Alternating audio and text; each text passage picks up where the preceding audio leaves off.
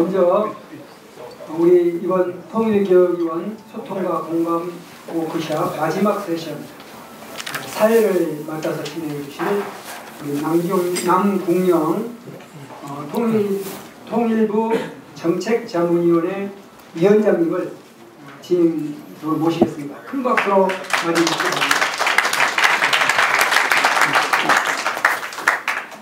여러분 반갑습니다.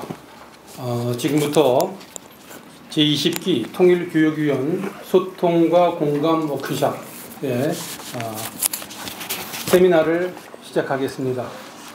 이렇게 특히 통일교육원에서 좋은 자리를 마련해 주셔서 여러분들을 뵙고 같이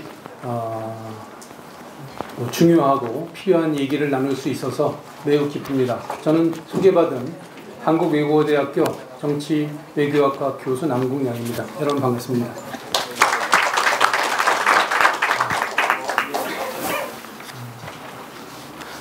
오늘은 두 분이 발표를 하고 그 다음에 아마 토론을 세 분이 해야 될 것 같습니다.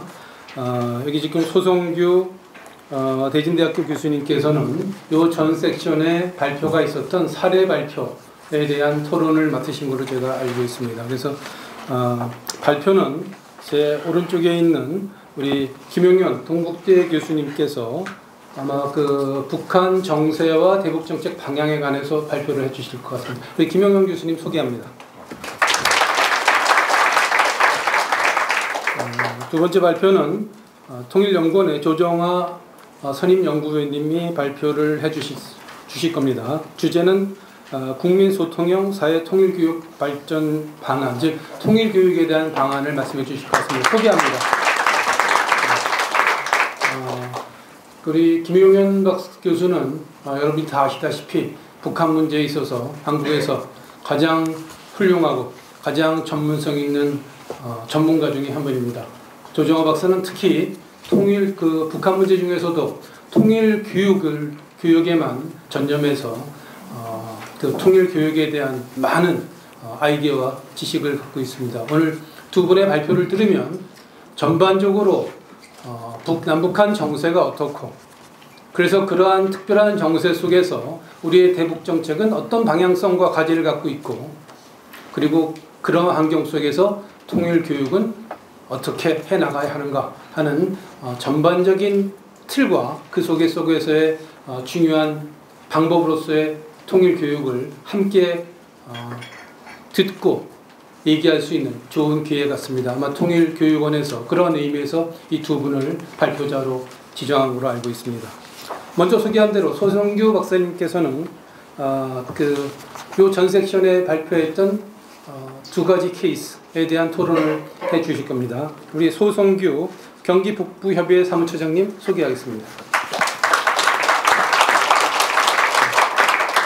그리고 그 두 분의 발표에 대해서는 황기식 부산협의회 위원이면서 동아대학교 교수로 계신 황기식 교수님 소개합니다. 잘 아는 분들이 공식적으로 소개하려고 그러니까 더 막히네요. 두 번째로는 우리 남북하나재단 교육개발부장으로 계시는 신효숙 부장님 소개하겠습니다.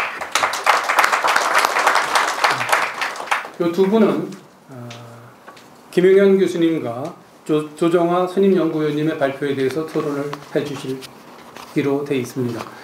시간이 우리가 발표하는 두 분에게는 시간을 충분히 여유있게 드려서 한 20분 정도씩 발표를 하시고, 토론하시는 세 분은 10분 정도씩 토론을 해주셨으면 좋겠습니다. 그리고 남은 시간은 플로어에 여러분들에게 질문할 수 있는 기회를 드리겠습니다. 여러분이 다 아시다시피 지금 국제정세나 남북한 관계는 매우 위중합니다. 우리나라는 지구상에 200여 개 국가가 있는 가운데 우리나라를 둘러싸고 있는 4개국, 미국, 중국, 일본, 러시아는 전 세계 총체적 국력 1위, 2위, 3위, 4위 하는 국가입니다. 그러한 국가들이 둘러싸여 있으면서 국토마저 분단되어 있습니다. 이렇게 위중한 전략적 환경 속에 있는 대한민국인데 요사이는 여러분들이 아시다시피 북한의 핵 문제, 미사일 문제로 정세가 매우 위중합니다. 또 미국은 핵과 미사일 때문에 상당히 안보적 위협을 느끼면서 북한에 대해서 공격적으로 접근하고 있습니다. 우리는 남북관계를 가능한 한 개선하려고 노력하지만 이러한 환경 때문에 우리가 노력하는 정책적 진전이 상당히 어렵습니다. 그래서 현실적으로 남북관계를 개선할 수 있는 정책을 실현해내기가 쉽지 않습니다. 그렇다고 마냥 앉아만 있을 수는 없습니다. 이럴 때 가장 중요한 것은 우리 국민 모두에게 통일이라는 게 무엇이고, 통일을 왜 해야 되고, 통일은 왜 어려운 거고, 그럼에도 불구하고 한 발짝 한 발짝 나갈 수 있는 방법은 어디에 있는가 하는 교육이 가장 중요할 때입니다. 남북관계가 아무리 엄중해도 우리가 이 자리에 앉아서 통일 교육은 계속 해나갈 수 있는 유일한 남북 문제에 대한 진전입니다. 그런 의미에서 오늘 이 자리는 매우 중요한 자리라고 말씀드릴 수 있습니다. 첫 번째 발표는 우리 김용현 동국대 교수님에게 부탁드리겠습니다. PPT를 해도 되고 뭐 안 해도 될 것 같은데. 네, PPT로 활용할 경우에는 뭐 나가서 앉아 있어도 좋죠. PPT로 가능? 네. 반갑습니다. 김용현입니다. 코리안 호텔에서 이런 또 자리가 마련된다는 게 또 의미가 있는 것 같습니다. 또 지금 통일교육 관련돼서 매우 중요한 그런 역할을 맡으신 분들께서 또 이 자리에 와 계시는데 제가 이런 발표를 하게 된 걸 대단히 영광스럽게 생각합니다. 저는 동국대 북한학과 교수입니다. 제 전공은 원래 전공 북한 정치 군사가 제 전공입니다. 좀 딱딱한 주제인데요. 그렇지만 남북관계에 대한 관심은 또 같이 갖고 있어서 늘 같이 이야기를 하고 있습니다. 아마 여기 계신 분들 중에 제가 또 나 지금 분들도 꽤 많이 계시는데요. 하여튼 반갑습니다. 저는 한 20분 정도 말씀을 현재 한반도 정세에 대해서 좀 말씀을 좀 드리고요. 그 다음에 북한 정세와 관련된 부분을 좀 말씀을 드리는 걸 하고, 문재인 정부의 대북 정책과 관련된 부분은 아까 김남중 실장님께서 충분히 설명이 있으셨기 때문에 그 부분에 대해서는 간략하게만 문재인 정부의 대북 정책의 그런 큰 흐름에 대해서만 좀 말씀을 드리겠습니다. 우선 현 정세와 관련된 부분입니다. 여기에 지금 PPT로는 준비가 안 되어 있는 부분입니다만, 요즘에 뭐 라면을 사야 되느냐 또는 뭐 생수를 몇 박스 사야 되느냐 뭐 이런저런 고민을 이야기하는 경우가 아주 간혹 저한테 질문이 있었습니다. 약간 농담 같은 질문이었지만 그러나 그것은 좀 뼈 있는 질문이었던 것 같고요. 그래서 일부 국민들 입장은 상당히 지금의 정세를 어렵게 보고 있는 것 같습니다. 저 역시도 현재 정세가 그렇게 넉넉하다라고 보지는 않습니다. 어쨌든 지금의 한반도 정세는 군사의 긴장이 고조되어 있는 건 사실이고, 또 미국과 북한과 미국, 좁게는 김정은 위원장과 트럼프 대통령이 상호간에 우리가 흔히 요즘 말폭탄이란 말을 씁니다. 참 무서운 말을 쓰고 있습니다. 어떻게 폭탄인데 말폭탄입니다. 이런 말폭탄을 주고받는 그런 작금의 상황이 되어버렸습니다. 굉장히 안타까운 일이죠. 굉장히 미국의 대통령과 북한의 최고 지도자가 그런 수준밖에 안 되느냐라고 하는 자조 섞인 이야기도 나오고 있습니다. 일부에서는 유치원생들 노는 것 아니냐라는 이야기도 할 정도로 굉장히 지금 한반도 정세가 위중하면서도 또 희화화되는 그런 묘한 또 상황들이 좀 발생하고 있는 것 같습니다. 지금의 정세를 한마디로 저는 그렇게 봅니다. 미국과 북한이 상호간에 치킨 게임을 벌이는 듯한 그런 행동을 하고 있고, 그러니까 아직까지는 핸들을 서로가 틀려고 하지 않는 마주보는 그런 자동차의 경주를 보는 듯한 느낌입니다. 물론 최종적인 상황에서 핸들을 틀지에 대한 여부는 좀 더 지켜봐야 되겠습니다만, 제가 볼 때는 어쨌든 현재 상황은 핸들을 틀 생각은 나는 없다라고 하는 정도로 지금 판을 벌여나가고 있는 게 미국과 북한의 최고 지도자의 입장인 것 같습니다. 또 그런 환경에서 중국은 적극적 개입을 지금 못하고 있습니다. 왜냐하면 10월 18일 중국의 중요한 정치 행사가 있습니다. 19차 당대회, 전국 당대표대회가 개최가 되는데, 이번 19차 당대회는 아시다시피 시진핑 지도부의 차기 5년 또는 10년의 권력의 항배를 좌우하는 그런 중요한 행사입니다. 지난 18차 당대회 때는 시진핑 주석이 자기가 권력을 만들어가는 그런 인선을 하지 않았고, 오히려 이전의 권력자들의 힘이 많이 영향을 주는 그런 18차 당대회였습니다. 시진핑이 그때 지도자가 된 것일 뿐이죠. 이번 19차 당대회는 자신의 힘으로 자신의 권력을 만드는 중요한 그런 행사입니다. 또 앞으로 20차 당대회까지도 영향력을 행사할 수 있는 그런 중요한 행사이기 때문에 중국 최고 지도부가 북한 문제 또는 핵 문제 또는 한반도 문제에 적극적 개입을 못하고 있는 상황입니다. 그러니까 북미간은 마주 달리고 있는 것 같고, 거기에서 역할을 그나마 할 수 있는 중국이 어쩔 수 없이 움직이지 못하는 이런 상황에서 일본과 러시아는, 특히 일본 같은 경우는 미국의 그러한 대북 강경 정책에 대한 반사이익을 충분히 누리고 있는 상황이 일본 아베 정부인 것 같습니다. 한편으로는 지지율이 지속적으로 상승하고 있고, 또 아소다로 같은 경우는 이런 망발까지 뱉어냈습니다. 만약에 한반도에서 군사적인 상황이 발생해서 북한에 대량 난민이 발생해서 이들이 일본에 상륙하면 그들을 받아들여야 될지 사살해야 될지 모르겠다, 이런 이야기까지 했습니다. 그 공식적으로 한 이야기입니다. 그러니까 북한 주민들에게 사살할 수도 있다는 그런 표현까지도 나왔습니다.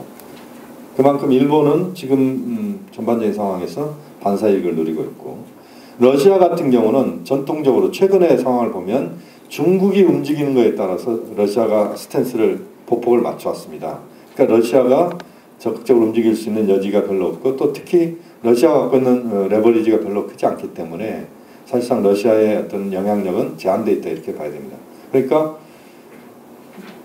북한과 미국은 마주 달리고 있고, 중국은 역할을 해야 되는데 못하고 있고, 일본은 반사이익만 누리고 있고, 러시아는 거기에서 움직이지 못하고 있는 상황. 이 상황에서 문재인 정부가 현재 한반도의 정세를, 다시 말씀드리면 전쟁으로 가지 않는 한반도를 만들기 위한 노력을 하고 있는, 그렇지만 문재인 정부가 할 수 있는 역할은 제한적인 이런 상황이 현재 상황인 것 같습니다.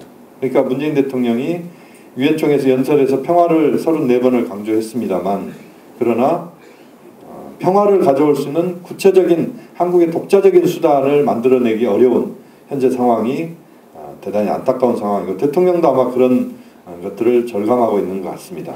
다만 한국 입장에서 최대한 노력을 하고 있다는 것은 저는 확인하고 있는 것 같습니다. 다시 말씀드리면 외교적인 차원에서, 한미동맹 차원에서 충분히 지금의 상황들이 군사적인 상황, 특히 전쟁 상황으로 가지 않도록 하는 차원에서 미국 주요 지도자들과 또는 트럼프 대통령과의 대화, 이 부분을 매우 중시하는 것 같고, 또 이런 과정에서 한미동맹의 어떤 상징적인 군사적인 수단으로서의 북한에 대한 위력 시위 같은 경우들이 지금 나오고 있습니다. 이것은 북한을 군사적으로 압박해서 북한의 향후 행동을 억제하는 차원에서의 행동이라고 봐야 될 것 같습니다. 이것이 곧 북한을 공격하기 위한 그런 전초 또는 그런 그 사전적 행동이 아니고 북한의 행동을 억제하기 위한 그런 차원에서의 B1B 전략폭격기의 그런 동해상의 그런 전개랄지, 이번에는 상당히 깊숙이 들어갔습니다. 과거에 전례 없는 B1B 전략폭격기가 동해상의 NLL 동쪽에서의 공해상으로 진입을 했고요. 또 북한의 지대공 미사일이 올 수 없는 거리 250km를 넘어서는 그런 수준에서 그런 행동들이 이루어졌습니다. 이것은 결국 한미동맹 차원에서 북한에 대한 압박, 또 그러면서도 우리 정부가 갖고 있는 한반도의 전쟁은 절대 안 된다라고 하는 그런 입장, 이런 것들이 지금 우리 정부에 상당한 어려움을 가중시키고 있는 모습이다라고 봅니다. 다만 문재인 정부가 그런 노력은 저는 충분히 하고 있다라고 보고, 또 지금 아쉬운 부분입니다만 중국이 움직이지 않고 있는 상황에서 한중 협력을 앞으로 어떻게 할 것인가에 대한 많은 정부의 고민이 저는 있어야 된다고 봅니다. 예를 들면 대중국 특사 파견 문제랄지 이런 것들도 이제는 본격적으로 고민을 해야 된다고 봅니다. 사드 문제 때문에 현재 상황은 대단히 어려운 상황입니다. 한중 관계를 풀어가는데 굉장히 어려운 상황인 건 틀림이 없지만, 그러나 사드 문제에 대해서 그 문제는 좀 더 차후로 좀 미루고 우선은 한반도의 군사의 긴장 수위를 떨어뜨리는 이런 차원에서 한중 간의 충분한 협조가 좀 이루어질 필요가 있다라는 생각이 듭니다. 이런 것들을 문재인 정부가 지금 시도를 해야 되는 부분이고 현재 또 진행하고 있는 부분이지 않나 하는 판단입니다. 어쨌든 지금의 정세는 대단히 쉽지 않은 어려운 정세이지만, 그러나 저는 그렇게 봅니다. 전쟁 가능성이 있느냐라고 하는 부분에서 가능성은 저는 배제할 수 없다고 봅니다. 어쨌든 돌발적인 또는 우발적인 상황들이 발생할 수도 있고, 그런 상황에서 한반도의 전쟁 가능성은 배제할 수 없다. 다만 그 전쟁 가능성이 높으냐라고 봤을 때 그렇게 저는 높지는 않다고 봅니다.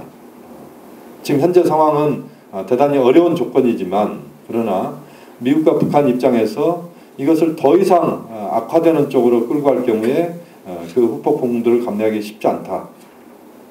북한 입장에서는 7차 핵실험이나 또는 ICBM급이 아니라 ICBM 발사, 이것이 갖고 올 후폭풍에 대해서 북한은 진지하게 거기에 대해서 판단을 해야 된다고 봅니다. 만약에 7차 핵실험이나 ICBM 발사, 그러니까 이제까지는 고각 발사를 했습니다만 장거리 탄도미사일을 정상 각도로 30도에서 45도 안의 각도로 발사할 경우에 북한에 불어닥칠 후폭풍을 고려해 봤을 때 북한의 행동이 자제돼야 된다고 봅니다. 이런 쪽에 북한의 행동이 자제가 될 수 있다라면, 또는 그것을 국제사회가 자제를 시킬 수 있다라면 저는 상황은 좀 더 개선된 쪽으로 갈 것이다라고 봅니다. 현재 상황은 어떻게 보면 북한과 미국이, 특히 북한이 벼랑끝 전술을 최대한 펼치면서 미국과 치킨 게임에 그런 핸들을 돌리지 않고 있지만, 그러나 제가 볼 때는 돌려야 될 수밖에 없는 그런 상황까지 가고 있는 그런 시점으로 저는 보고 있습니다. 그래서 중국의 19차 당대회가 끝나는 그런 시점부터 상황은 좀 더 대화의 어떤 출구들을 모색할 수도 있는 것 아니냐는 그런 조심스러운 그런 전망을 저는 하고 있습니다. 물론 군사적인 부분에 있어서 현재 어떤 군사적인 긴장 수위가 바로 떨어질 가능성은 높지 않다고 봅니다. 저는 오히려 지금 상황에서 한 10월 한 중순 정도까지는 지금의 국면들이 좀 지속되면서 우리를 그 전쟁의 공포랄지 또는 군사적인 긴장 수위가 높아지면서 우리를 좀 짓누르는 부분이 저는 있을 거라고 봅니다만, 그러나 그것이 파국적 상황으로는 가지 않을 것이다라고 보고, 또 중국의 역할도 10월 중순이 넘어서면서 좀 나올 가능성이 있고, 또 미국과 북한 역시 이 상황들이 계속될 경우에 대한 부담, 이런 상황 속에서 상황은 좀 더 개선되는 쪽으로 갈 가능성이 높다. 그래서 11월, 12월이 되면 저는 좀 더 상황은 좀 개선되지 않겠느냐 하는 생각을 하고 있습니다. 어쨌든 현재 정세가 그렇게 간단한 것만은 아니다라고 봅니다만, 그러나 우리가 라면을 사재기 할 정도의 상황으로 갈 그런 정도까지는 저는 아닐 것이다 라고 전망을 합니다.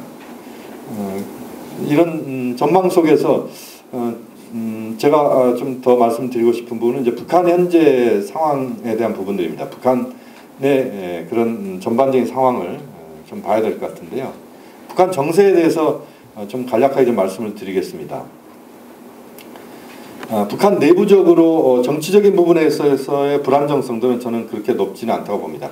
다시 말씀드리면 외부적인 환경과의 관계에서 북한에 대한 그런 압박이 워낙 강하기 때문에 그런 차원에서의 북한의 불안정성들은 굉장히 크다라고 봅니다만, 그러나 내부 정치적인 그런 폭만 놓고 본다면, 내부 정치적인 상황만 놓고 본다면 북한 내부 정치는 그렇게 불안정하지 않다라고 봅니다. 또 북한 경제 역시 그렇게 나쁘지는 않았다라고 봅니다. 다만 지금부터가 이제 중요한 것 같습니다. 북한 경제를 짓누르는 유엔 제재 결의안이 통과가 됐습니다. 23755가 통과가 됐습니다만 북한에 대해서 저는 2375를 그렇게 평가를 합니다. 홍두깨 수준의 제재는 아니다라고 봅니다. 그렇지만 솜방망이도 아니다. 중간 어느 정도의 언저리에서 북한에 대한 그런 제재가 지금 가해지고 있다라고 보고, 이미 중국도 석유 제품에 대한 금수 조치, 그 다음에 섬유 수입에 대한 금수 조치를 지금 내리고 있습니다. 이것은 좀 상징적인 의미이기도 합니다만 또 하나의 측면에서 봤을 때 북한 경제에 굉장한 어려움을 준다라고 봅니다. 아마 한국 경제의 30%의 석유 수입이 줄어든다라면 엄청난 혼란이 발생할 겁니다. 물론 북한은 우리보다는 더 석유 의존도가 높지는 않기 때문에 덜 하겠습니다만, 그러나 북한에도 역시 경제적인 부분에서 어려움을 준다라고 봅니다. 또 대외적인 부분은 아까 말씀드린 것처럼 북한의 상황이 썩 좋지는 않습니다. 현재 상황을 보면 북한 내부 정치는 안정적이고 경제는 앞으로 지금 이 국면이 계속된다면 나빠질 수밖에 없고 대외 관계는 나쁘다라고 하는 겁니다. 그렇다고 해서 그럼 김정은 체제가 외부적인 어떤 그런 전면적인 미국의 공격이나 이런 것들이 이루어지지 않는 이상 그럼 북한의 김정은 체제가 쉽게 붕괴할 수 있느냐, 저는 그렇게 보지는 않습니다. 다시 말씀드리면 북한 경제를 옥죄고 있는 부분들이 있습니다만, 그러나 중국 입장에서 봤을 때 북한이 붕괴되는 상황들은 북한에 대한 중국의 전략적 이해관계에서 본다면 그것은 저는 거의 불가능하다고 봅니다. 다시 말씀드리면 1350km에 달하는 북중 국경지대에서 발생할 수 있는 밀무역이나 또는 보따리 무역은 중국이 어떤 수단을 써서 완벽하게 강제한다고 하더라도 그것이 강제되기 어려운 부분이 있고, 또 중국은 어느 시점이 되면 그것을 좀 터줄 가능성이 저는 있다고 봅니다. 공식적으로는 북한 경제의 많은 부분 중국도 국제공조 속에서 압박을 가하겠지만, 그러나 숨통을 끊는 정도까지는 가지는 않을 것이라고 봅니다. 또 아까 말씀드린 대외 부분에 있어서도 이것이 계속적으로 그러면 앞으로 1, 2년 또는 2, 3년 정도 북한을 이렇게 몰고 갈 것이냐는 부분에 대해서는 저는 그렇게까지는 가지는 않을 거라고 봅니다. 그렇게 보면 내부 정치가 우리가 생각하는 것보다 상당히 안정되어 있는 김정은 체제의 입장에 봤을 때 김정은 체제의 조기 붕괴는 저는 현실적이지 않다라고 보고, 또 그렇게 본다면 저는 문재인 대통령이 갖고 있는 기본적인 입장, 다시 말씀드리면 한반도에서의 평화, 그 다음에 북한 붕괴를 인위적으로 시키지 않겠다는 것, 그 다음에 북한과의 교류협력을 중장기적으로 펼치겠다는 그런 전략적인 입장은 저는 타당하다고 봅니다. 물론 지금 상황에서 보면 전술적으로 봤을 때 북한의 핵실험, 또 ICBM 발사, 또 북한의 일련의 어떤 대미 또는 대외 강경 행보, 이런 속에서 봤을 때는 문재인 대통령의 스탠스가 또는 문재인 정부의 입장이 국제공조 속에서 대북 압박으로 상당 부분 지금 기울어 있는 것처럼 보이지만, 그러나 그것은 전술적인 행보다라고 저는 판단하는 게 맞다고 봅니다. 문재인 대통령의 그런 평화에 대한 입장이나 또는 한반도에 전쟁이 일어나서 안 된다라고 하는 그런 입장은 그것은 뼛속부터 체화된 겁니다. 그건 생존한 그런 어렸을 때부터 문재인 대통령에게 있었던 부분이고, 또 현재 국면에서 문재인 대통령이 지금의 국면을 방치하지 않겠다는 그런 의지는 저는 명확하다고 보고, 물론 한국 정부가 모든 것들을 결정하거나 또는 분위기나 또는 국면을 바꿀 수는 없지만, 그러나 문재인 정부가 갖고 있는 기본적인 입장들은 저는 지금의 어떤 국면 속에서도 한반도의 평화에 대한 의지, 또 그것에 대한 실천 의지, 또 앞으로의 그 남관계 개선에 대한 의지, 이런 부분들은 저는 집권 5년 동안 갈 것이다 라고 봅니다. 제가 대통령을 가까이서 뵐 기회도 좀 있었습니다만 대통령께서 판단하는 두 가지가 있는 것 같습니다. 하나는 본인이 약속하거나 본인이 판단하는 것에 대해서는 지키려고 하는 노력이 굉장히 강한 분이다라는 느낌을 갖고 있습니다. 그래서 현재 국면에서는 좀 더 상황들이 좀 어려워지고 있는 건 사실입니다만, 그러나 이런 국면들을 저는 최대한 돌파할 수 있는 그런 국제적인 공조랄지 또는 문재인 대통령의 적극적 행동 이런 부분들이 나올 거라고 보고 또 하나의 측면은 문재인 대통령이 바른생활의 사나이처럼 보이지만 상당히 또 정치적인 감각이 많이 생겼습니다. 한편은 좀 의문스러울 정도로 대통령이 굉장히 정치적인 어떤 근육이 저는 많이 생겼다고 보는데 그런 부분에서 좀 더 적극적인 어떤 대통령의 그런 현재 어떤 상황들을 극복하려고 하는 의지들이 전 적극적으로 나올 거라고 봅니다. 여러 가지 제가 준비한 게 있습니다만 시간이 거의 지금 20분이 돼서 제 말씀 이 정도로 하고 이따 또 토론 과정에서 말씀을 드리겠습니다. 고맙습니다.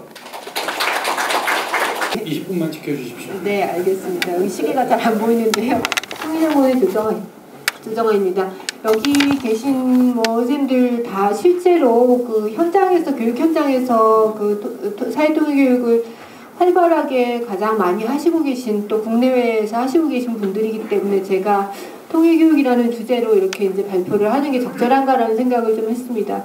저는 이제 아까 사회자께서 소개를 해주실 때 통일교육 연구가 이제 제 주 연구 분야다 이렇게 말씀하셨는데 사실은 주 연구 분야라고 하기는 좀 어렵고요. 저는 이제 북한 사회, 북한 교육을 주로 이제 연구를 합니다. 제 원래 이제 전공이 교육학인데 이게 이제 통일교육이 주 전공 분야, 주 연구 분야라고 하기 어렵다라고 제가 이제 말씀을 드리는 이유는 통일교육과 관련해서 과연 연구할 게 있는가 이런 생각을 저는 좀 합니다. 그러니까 통일교육을 연구한다는 게 과연 뭔가 실제로 이제 저도 그 전공이 이제 교육학이지만 교육의 영역은 어떻게 보면 연구의 영역보다는 실천 내지는 실행의 영역들이 훨씬 크고 넓지 않은가 이런 생각을 하고 통일교육도 이제 마찬가지라는 생각을 합니다.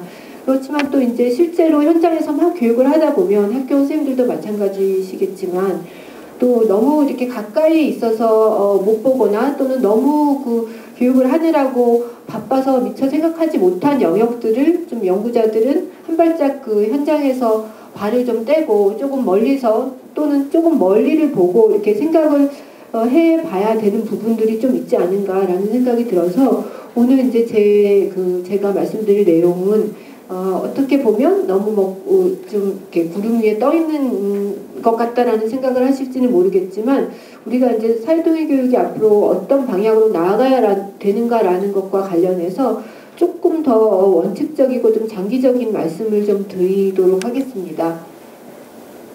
5가지로 나눠서 말씀을 드릴 텐데요. 제 PPT가 12장인데 이제 20분 안에 하려면 1분 30초를 하나 해야 돼서 좀 빨리빨리 진행을 하도록 하겠습니다. 이 부분은 아까 앞부분의 세션에서도 말씀을 해주셔서 제가 그냥 간략하게만 말씀을 드릴게요. 첫 번째는 이제 국민의 통일의식 실태가 어떤가라는 거를 기존에 연구를 했던 조사를 했던 조사 결과 2개를 가지고 이제 보여드리고 있는 건데요. 여기 빨강색으로 나타난 부분, 파란색과 빨강색으로 나타난 부분이 해야 한다라고 이야기를 하는 것입니다. 그래서 제일 왼쪽에 통일의 필요성에서 매우 필요하다라고 얘기를 하시는 분들이 한 20% 정도고요. 그 다음에 약간 필요하다. 2가지를 합치면 한 50%가 조금 넘죠. 근데 이제 이게 사실은 조사마다 약간씩 다릅니다. 어떤 조사에서는 한 60%, 70%까지도 나오고요. 어떤 조사는 여기처럼 50%가 나오는데 왜 그런가 하면 어떻게 물어보냐에 따라서 다릅니다. 여기서는 반반이라는 선택의 여지가 있죠. 이 반반이 사실은 20% 정도가 됩니다. 그래서 이 반반이라고 답한 사람들이 과연 통일이 필요하다고 생각하는 사람들일까 아니면 필요하지 않다고 생각하는 사람들일까에 따라서 이제 때로는 50%가 통일이 필요하다고 결과가 나오기도 하고 때로는 이제 많은 경우에 70%까지도 필요하다고 나오기도 합니다. 통일 추진 방식은 이제 오른쪽에 있는 표인데요. 58% 그러니까 60% 정도가 가장 대다수가 통일은 해야 된다 그렇지만 천천히 하자라는 입장이고요. 빨리 해야 된다라는 게 이제 15%. 또 절대 통일하면 안 된다라든지 굳이 통일을 할 필요 없다라고 이야기하시는 분들 또 통일에 관심이 없다고 얘기하시는 분들이 거의 30% 정도입니다. 적지 않은 수치입니다. 통일이 돼야 되는 이유를 살펴보면 이것도 해마다 약간씩 다르고 조사마다 조금씩 다릅니다만 이 2개의 조사는 똑같이 2016년에 했던 조사인데요. 조사 기간이 다르고 또 조사의 어떤 선택할 수 있는 문항이 다릅니다. 그래서 약간 다른 결과가 나왔습니다. 왼쪽에 통일연구원의 조사 결과를 보면 가장 많이 나온 것이 그 파란색인데요. 이 파란색이 지금 전쟁 위협 해소이죠. 오른쪽에도 마찬가지, 오른쪽에는 빨간색이 가장 많이 나왔네요. 왼쪽에서 제일 첫 번째 이유가 전쟁 위협 해소고 두 번째 이유가 같은 민족이니까이고요. 오른쪽 조사에서는 두 가지가 순위가 바뀝니다. 아무튼 종합을 하면 어떤 조사든지 간에 가장 큰 통일의 이유는 전쟁 위협 해소와 우리가 같은 민족이니까 이 두 가지의 이유들을 가지고 사람들이 통일을 해야 된다고 생각을 하는 것을 알 수 있습니다. 통일이 되지 말아야 된다 또는 통일에 대해서 염려되는 것을 어떻게 생각하고 있을까요? 부정적인 이유로 가장 많은 50%를 넘는 응답자들이 경제적 부담을 얘기를 하고 있습니다. 통일이 되면 세금을 더 내야 되고 북한을 뭐 개발하려면 또 북한 사람들 먹여 살리려면 돈이 많이 든다라는 거죠. 그 다음에 저 빨간색하고 연두색을 합치면 저게 주민들 간의 이질성, 그 다음에 사회의 이질성인데요. 이 두 가지를 합쳐서 또 반 정도가 됩니다.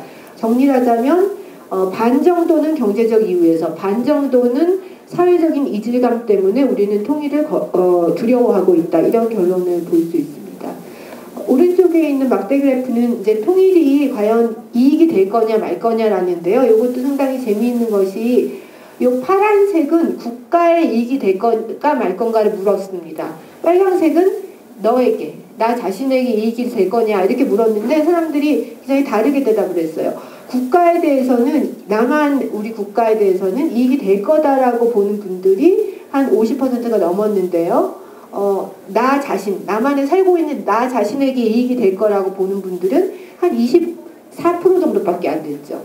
거꾸로 나만에는 별로 이익이 안 될 거다 이렇게 보는 분들이 한 40%가 조금 넘었는데 나한테 별로 이익이 안 될 거다라고 보는 분은 75%예요. 이 말은 다시 얘기하면 통일은 국가의 이익이 크게 되겠지만 나한테 별로 이익이 안 될 거다라고 사람들이 생각을 하고 있는 거예요.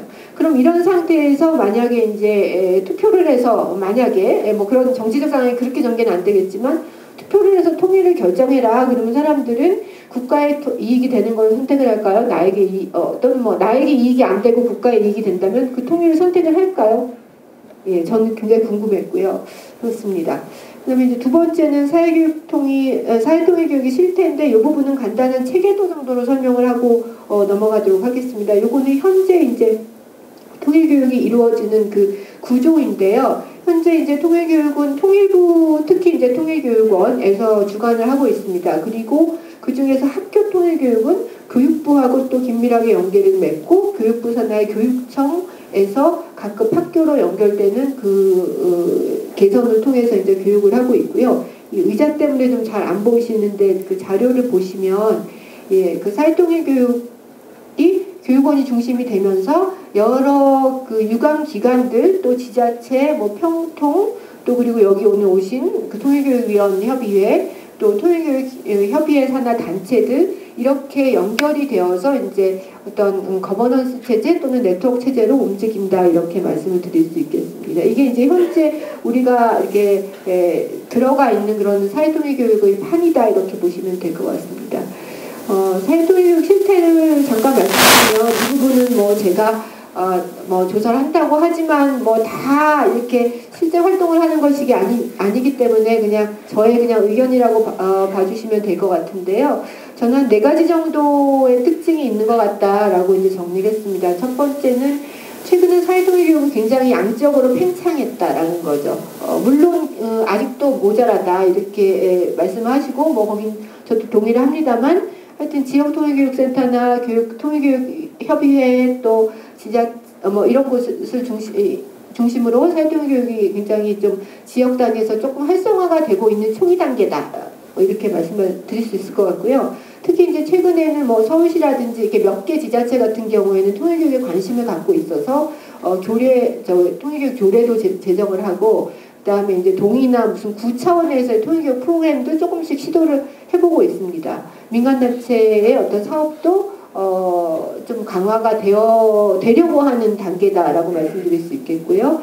전문성의 측면에서 보면 굉장히 특성화나 전문화가 충분히 이루어졌다고 얘기하기는 어렵지만 이루어지고 있는 과정이다. 그리고 일부에서는 아직까지 이제 특히 이제 사회통일교육 같은 경우에는 이렇게 대중들, 많은 대중들을 대상으로 해서 강연이나 아니면 답사 형식의 어떤 통일교육이 아직도 주류이기는 하지만 통일교육센터나 이런 곳을 중심으로 굉장히 다양한 프로그램들이 조금씩 시도가 되고 있는 것 같다.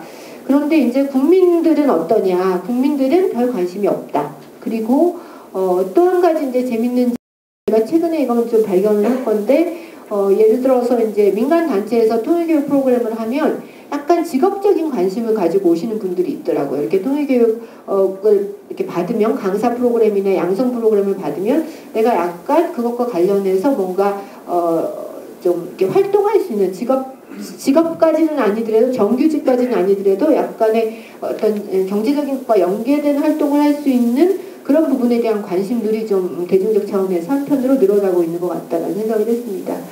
그 다음에 이제 그 두 가지는 좀 우리의 과제하고 연결이 되는 부분인데요. 첫 번째는 통일교육의 방향성이나 내용입니다. 이 방향성과 내용에 관련해서는 기존에 이제 정부가 또는 정권이 바뀌고 통일정책의 방향성이 바뀔 때마다 통일교육의 방향성도 바뀌어왔습니다. 그래서 이제 옛날 뭐 50년대 때부터 거슬러 올라가면 뭐 방공교육부터 시작을 해서 그다음에 이제 안보교육, 또 뭐 통일교육, 평화통일교육, 뭐 통일교육 이렇게 오다가 또 이제 최근에는 통일안보교육 또는 안보통일교육이라는 이름으로 또 한 10년 가까이 또 진행이 되어 오기도 했고요. 또 이제 새 정부 들어서는 또 평화를 강조를 하면서 이제 아마 평화통일교육이라는 방향으로 정착이 되지 않을까 이제 이런 생각이 드는데요. 이 모든 그런 어떤 통일교육이라는 이름 하에서 지금까지 진행되었던 어떤 안보교육이나 통일교육이나 평화교육이나 이런 것들이 사실은 통일교육이라는 큰 우산 아래에 이제 들어가 있는 거죠. 그래서 우리가 통일교육을 한다라고 얘기를 했을 때 실질적으로는 그 통일교육 속에서 내가 무엇을 하고 있는가라는 것은 사실은 여기 계신 분들도 조금씩 다를 수 있다는 생각이 듭니다. 두 번째는 이제 북한을 바라보는 관점의 차이인데요. 북한을 우리는 이제 이중적인 시선을 가지고 본다라고 하죠. 한편으로는 이제 우리의 어떤 적대적인 세력이면서 한편으로는 우리의 동포이고 같이 가야 될 어떤 통일의 동반자라는 그 두 가지가 항상 이렇게 동반이 되는데요. 그 두 가지 중에 이제 어떤 면을 주로 보느냐라는 것에 따라서 통일교육의 관점이 굉장히 달라지게 됩니다. 그 달라지는 관점들이 정권이 바뀔 때마다 또 한쪽 측면만 굉장히 부각되어 온 측면들이 있죠. 그래서 우리 내부에서 존재하는 이런 그 방향성의 차이라고 하는 것들을 어떻게 좀 모아갈 것이냐라고 하는 것이 사실은 사회통일교육에서 굉장히 큰 과제가 된다라는 말씀을 좀 드리고 싶고요. 이따가 좀 이어서 말씀을 드릴 거고, 마지막에 이제 민관 네트워크하고 지역 협조 체계가 좀 미비한 측면이 있다. 아까 앞부분에서 그 그림을 보여드렸는데 그 그림들 속에서 이제 예를 들면 지자체라든지 또 통일부 이런 중앙정부하고 지방정부 사이의 어떤 연계가 굉장히 미흡하고, 또 통일교육위원이나 지역통일교육센터나 통일교육협의회나 이런 정말 가장 이렇게 풀뿌리 교육 조직과 또 중앙 어떤 통일교육원이라든지 또 교육부라든지 이런 중앙정부와의 어떤 연계성이라고 하는 것이 아직까지는 조금 높지는 않은 상태이다. 그래서 이런 부분들을 좀 발전시켜 나가야 되는 것이 이제 과제이다, 이런 말씀을 드리고요. 그 다음에 이제 조금 뜬금없는 말씀을 드리려고 합니다. 이 얘기는 이제 저는 이제 통일교육이 항상 이야기가 되는 측면들이 어떤 측면이냐 하면, 앞서서도 이제 말씀하셨듯이 남북관계, 그 다음에 뭐 북한과의 정세, 한반도 정세, 이런 맥락에서 이제 통일교육은 항상 이야기가 됩니다. 근데 저는 이제 한번 그러면 그런 것들 조금, 그건 항상 우리가 해왔던 거니까 조금 이렇게 떨어뜨려 놓고 우리가 교육이라는 시각에서 한번 볼 수 없을까라는 문제 제기를 한번 여기서 좀 질문을 그냥 던져드리려고 합니다. 생각하실 거리를 던져드리려고 하는데요. 통일교육도 이제 하나는, 통일교육이라는 게 통일이라는 말과 교육이라는 말이 붙어 있는 거잖아요. 우리 이제 통일이라는 부분에 대해서는 항상 늘 얘기하고 항상 생각을 합니다. 그런데 이제 통일교육이 갖고 있는 다른 교육이라는 측면에 대해서는 우리는 크게 생각을 하지 않아왔던 것 같아요. 그러면 통일교육도 교육이라면 그 통일교육이 담아야 될 교육이라는 측면은 과연 뭘까라는 부분들을 한번 좀 생각해 볼 필요가 있을 것 같습니다. 흔히 이제 특히 이 정부 들어서 4차 그 산업혁명 얘기 굉장히 많이 하잖아요. 이제 엊그제도 TV, EBS 이렇게 프로그램 보니까 이제 4차 산업혁명 시대에 교육이 나아가야 될 바 이런 거 가지고 이제 외국 이 다큐멘터리 이렇게 쭉 찍어서 다큐멘터리를 하고 있던데 4차 산업혁명 시대라는 게 우리가 뭔지는 잘 모르지만 아무튼 이제 온 것 같아요. 온 것 같고 조만간 굉장히 전면화될 것 같은데 이제 이렇게 여기 나오는 말처럼 이제 전문가들은 설명을 합니다. 디지털, 바이오 산업, 물리 분야의 융합된 기술들이 경제 체제하고 사회 구조를 급격하게 변화시키는 사회가 4차 산업혁명 시대라는 거예요. 그래서 10가지의 핵심 기술로 뭐 무인 운송수단, 3D 프린팅 등등등등 이거 다는 설명 못 드리고요. 한번 찾아보시면 다 인터넷에 나와 있어요. 이런 기술들이 마구마구 사용되는 사회가 이제 산업혁명 시대라는 거죠. 이 4차 산업혁명 시대의 특징이 뭐냐 여러 가지 특징을 얘기를 할 수 있을 텐데 이제 저는 세 가지를 정리를 해봤는데 하나는 초연결성이에요. 너무나 강하게 모든 것들이 연결되는 거예요. 여기 앞부분에 얘기하신 사물 인터넷이라는 게 뭐냐면 인터넷에 모든 기기들이 연결되는 게 지금은 컴퓨터하고 핸드폰만 연결되잖아요. 인터넷은 냉장고도 연결되고 뭐 TV도 연결되고 온갖 가지 전등 모든 것이 인터넷에 연결되는 게 사물 인터넷인데요. 그걸 넘어서서 이제 인간과 사물도 네트워크로 연결되는 그런 초연결성을 가지는 사회라는 거고요. 그다음에 초지능화된다라는 거예요. 아마 그 바둑 두는 거 다 보셨잖아요. 그 뭐죠? 바둑 그 이름이? 예, 그 알파고하고 이제 바둑 두는 거 보셨을 텐데 그 바둑, 그 다음에 이제 뭐 빅데이터 이런 거 한참 얘기하고 있잖아요. 그런 빅데이터를 활용한 인공지능이 지금 막 생겨나고 있어요. 그래서 어저께 이제 TV를 보니까 이미 미국 같은 데는 이미 실험적으로 학교 현장에 아이들마다 요만한 교육용 로봇을 여기다 갖다 놔요. 아이들이 로봇하고 둘이서 학습을 해요. 애들마다 요만한 로봇을 갖다 놓고 그 다음에 선생님은 뭐냐 하면 그 교육의 구조만 만들고 이 교육이 그냥 잘 이루어지도록 원활하게 이루어지도록 퍼실리테이팅만 하는 게 선생님이더라고요. 그런 시대가 이미 됐습니다. 5분, 예, 5분 안에 빨리 하겠습니다. 그 다음에 이제 마지막은 기술이 융합되고 융합의 기술이 발전하는 시대라는 건데요. 그럼 이런 4차 산업혁명 시대에 과연 교육이 뭘 해야 되느냐라는 질문이에요. 우리가 통일교육이라는 이름으로 뭘 해왔는가? 통일교육이라는 이름으로 해온 것은 사실은 지식을 전달하는 거였어요. 또는 특정한 관점을 전달하고 따라오도록 하는 것이었죠. 대중에게. 그런데 이제 그것이 이런 4차 산업혁명 시대의 교육의 프레임에 맞는지 저는 아니라는 생각이 들고요. 4차 산업혁명 시대에 인간의 교육을 통해서 갖춰야 될 능력은 저는 한 뭐 몇 가지 더 있을지 모르겠지만 3가지 정도를 보는데요. 뭘까요? 혹시 생각 나시는 게 있으세요? 암기도 컴퓨터가 하죠. 계산도 컴퓨터가 하죠. 그럼 인간은 뭘 할까요? 지식을 찾는 것도 하죠. 네, 창조입니다. 창의력. 또 뭐가 있을까요? 소통과 협동의 능력입니다. 마지막은 통찰하는 능력. 그러니까 이건 제가 이제 생각을 한 건데 다른 분들도 이렇게 많이 얘기를 하세요. 그 3가지 능력이 4차 산업혁명 시대에 교육해야 될 역할이라고 생각을 합니다. 그러면 여기 넘어갈게요.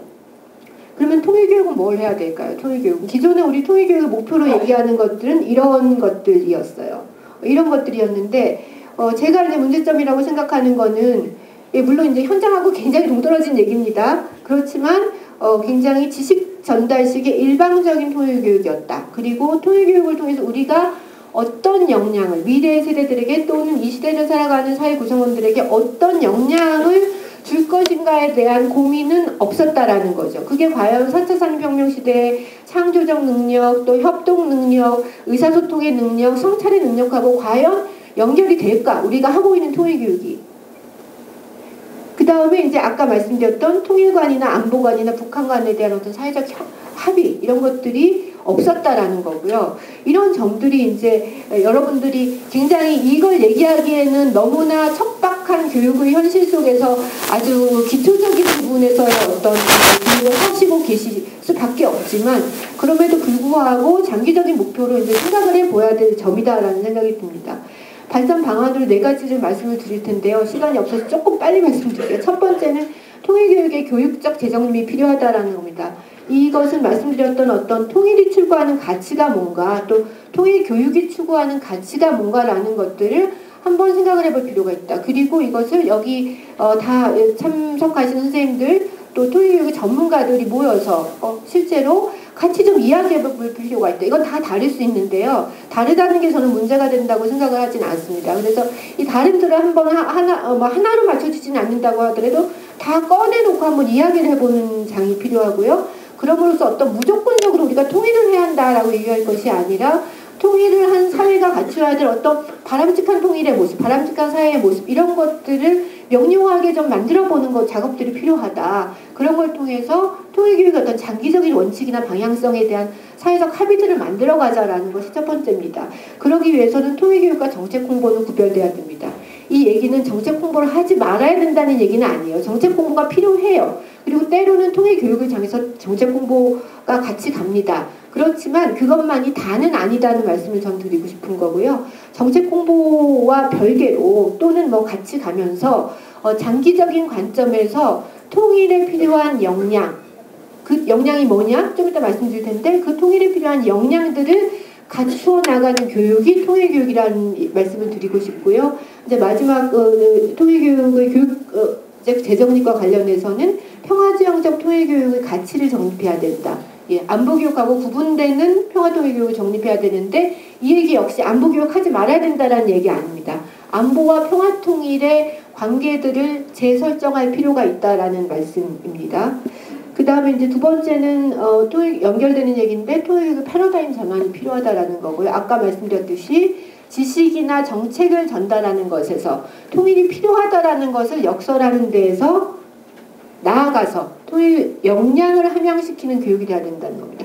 제가 생각한 통일의 역량은 세 가지, 그냥 이거 저만 생각한 게 아니라 몇 명의 그 연구하는 사람들이 같이 생각을 해본 건데요. 다르게 정리를 할 수도 있어요. 근데 제가 생각한 거는 화해의 역량, 평화의 역량, 통합의 역량이라고 생각합니다. 기존에 여러분들이 하셨던 통일교육의 상당 부분들이 이 안에 들어가 있어요. 근데 이런 것들을 좀 역량을 중심으로 다시 만들어보자라는 거거든요. 예를 들어서 화해의 역량은 분단을 성찰하는 역량이에요. 분단의 고통을 공감하는 역량이에요. 예를 들면 기존에 이상가족의 아픔을 얘기했다던가 이런 것들이 다 여기 들어가는 거죠. 그리고 서로의 어떤 상처, 잘못 이런 것들을 용서하고 화해하는 어떤 실천적 능력이 될 겁니다. 평화의 역량은 적극적인 평화의 중요성을 인식하고 평화의 의식을 내면화하고 갈등과 분쟁을 해결하는 실질적인 어떤 능력을 기르는 것인데요. 이 부분이 저는 굉장히 중요하다고 생각합니다. 실제로 통일교육을 통해서 통일이 되지는 않아요. 그런데 이제 통일교육이라는 것은 통일이 된 이후에 그 사회가 좀 조화롭게 큰 갈등이 없이 또는 갈등이 있어도 잘 해결하면서 순조롭게 어떤 좀 더 발전을 해나갈 수 있는 사회를 만드는 데 있어서 굉장히 중요하거든요.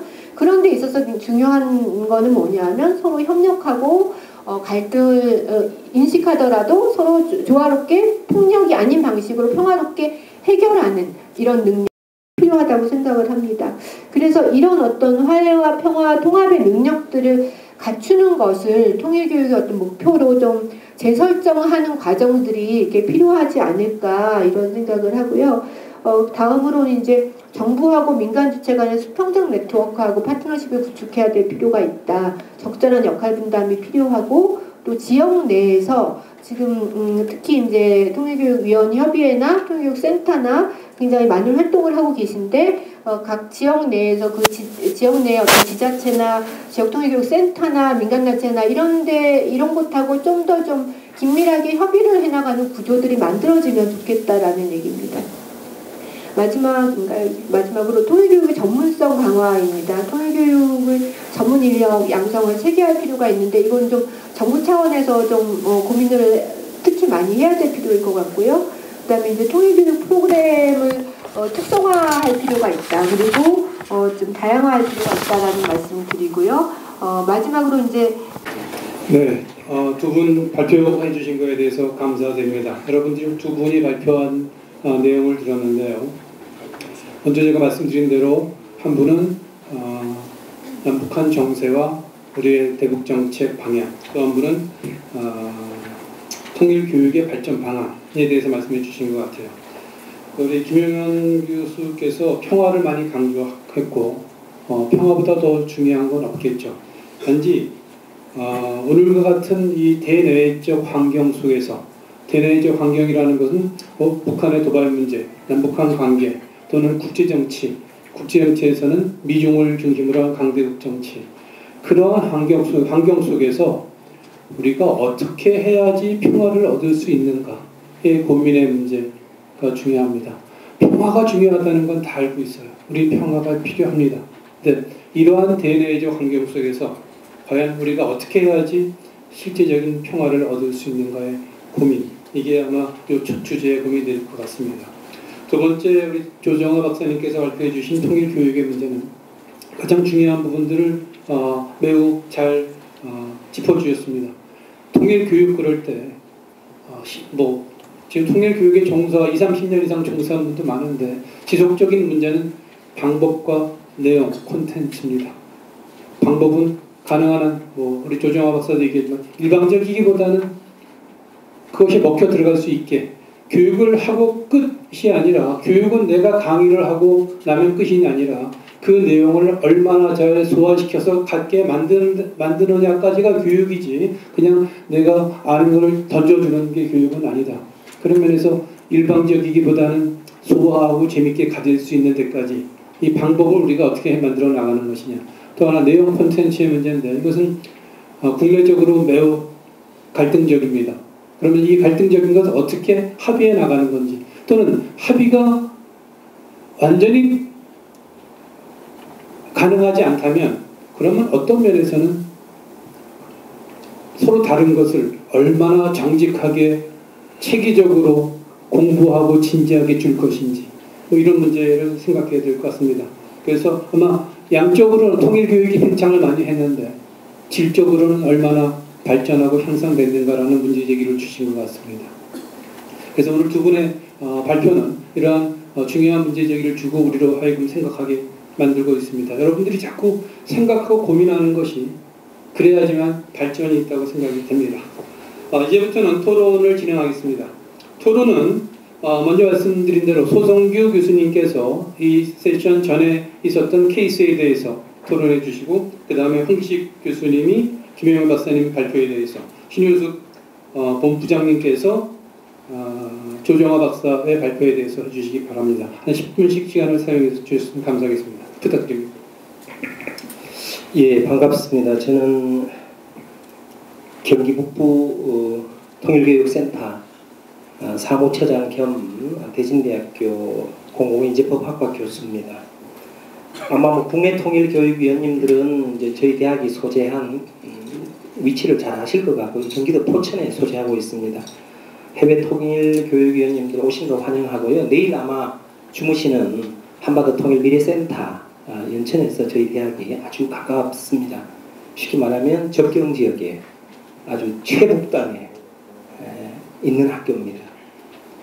이런 우리 대학은 통일교육에 대해서 특성화되어 있고요. 접경 지역형 통일교육 모델을 갖추고 있습니다. 그래서 학부에 창의미래인재대학이라고 통일한국인재전공이라는 전공을 갖추고 있고요. 석사과정에 통일대학원, 법무행정대학원의 통일법무전공, 이 통일대학원은 법무행정대학원은 내년에 공공정책대학원으로 명칭을 변경합니다. 그리고 박사과정을 갖추고 있는 통일교육에 대한 인프라를 갖추고 있는 그런 학교가 되겠습니다. 아마 전국 17개 센터 가운데 모두 다가 특성화되고 특화된 통일교육을 하고 있습니다. 특히 우리 대학에서 하고 있는 경기북부센터를 아마 특별히 지정 토론을 맡긴 이유는 저희 대학이 뭐 잘하고 있어서 한 것이 아니라, 아마 오늘 해외 통일교육하고 국내 통일교육 두 분을 이제 각자 발표하게 하셨는데요. 특히 17개 센터 가운데 해외 통일교육을 하고 있는 유일한 센터라는 점을 말씀드리고자 합니다. 그래서 해외 통일교육을 우리 대학에서 어떻게 하고 있는지, 또 국내 통일교육 가운데 역점적으로 하고 있는 것만 간추려서 말씀드리고자 합니다. 해외 통일교육은 18기부터 위촉이 되는데요. 저희 대학도, 저희 센터도 18기 2012년부터 하고 있습니다. 4개국의 여러 곳에 해외 통일교육원을 두고 있는데, 저희 대학은 중국에 캠퍼스가 저희 대학이 2개 있습니다. 소주 지역과 할빈 지역에 있는데요. 이 두 개 센터에서 2012년부터 18기 통일교육위원부터 한국인 유학생과 중국인 한국어과 학생을 대상으로 통일교육을 2012년부터 올해 2017년까지 계속해서 실시하고 있습니다. 2018년부터는 서안 창신대 캠퍼스와 무안 공산대 캠퍼스로 중국의 유학생 대상 통일교육을 확대 실시할 예정입니다. 주변국 상황 분석을 통하여 통일의 필요성을 강조하고 또 한국 기업인들과 간담회를 통하여 통일 역군으로서의 역할과 동기부여를 통하여 기업인들에게 통일 역량을 강화하고자 하는 프로그램이 되겠습니다. 제일 먼저 2012년에는 통일부 사무관이 저희들이 한다고 해서 믿지를 못하셔가지고 직접 통일부 사무관과 함께 동행을 했습니다. 그래서 당시 소주 지역과 할빈 지역에 통일교육위원, 당시 중국에 위촉된, 지금은 위촉되어 있는지 모르겠습니다만 강승철 통일교육위원, 육순범 통일교육위원, 정재원 중국 통일교육위원께서 저희 대학 총장님이 오신다고 해서 멀리 할빈까지 오신 적도 있으십니다. 그 이후 2013년 중국 소주대학에서는 왕탁군 당석이와 당시 상해 부총영사 간담회에서 중국 소주대학 한국학교 연계 통일교육 제안을 해서 지금 연계하고 있습니다. 그 이후에도 여러 가지 통일교육을 하고 있습니다만 2016년 당시 18기 19기는 이근영 회장님께 총장이셨고요. 작년 이면재 총장님께서 취임하시면서 특강 형태보다는 유학생과의 간담회, 질의응답 토론회로 통일 역량을 통일교육을 하자는 지침에 따라서 통일교육의 방법을 2016년, 올해 2017년에서는 조금 달리 해서 올해까지 그렇게 해외 통일교육을 진행하고 있습니다. 해외 통일교육은 이 정도로 하고요. 총 3파트인데요. 해외 통일교육, 국내 통일교육, 이런 통일교육을 활성화하기 위해서 제가 정부에 제안하는 그런 형태가 되겠습니다. 국내 통일교육은요, 모든 센터에서 통일교육원에서 하고자 하는 기본사업과 자율사업, 대동소이하게 지역의 특성에 따라서 대부분 비슷하게 하고 있습니다. 그 가운데 저희 경기북부 통일교육센터가 다른 센터하고 달리 하고 있는 것만 한두 가지 소개하고자 합니다. 저희는 경기도에 소속되어 있습니다. 그래서 경기도라는 조직과 아주 광범위하게 하고 있습니다. 경기도하고는 2016년부터 또 아주 활발하게 하고 있는데 가장 대표적인 게 한반도 평화 캠프라는 겁니다. 이 한반도 평화 캠프는 외국인들입니다. 중국 유학생, 베트남 유학생, 몽골 유학생, 또 미주 유학생들이 아주대학하고 대진대학에 유학하는 학생들을 대상으로 1박 2일 평화 캠프를 작년부터 하고 있고요. 그 이외에 경기 통일 포럼이라고 해서 세미나도 저희들이 하고 있습니다. 그 이외에 경기도에 소재하고 있는 통일교육 담당자들하고 1박 2일 워크숍도 그렇게 진행하고 있습니다. 이것보다는 더 특이한 거 하나만 소개를 하고자 합니다.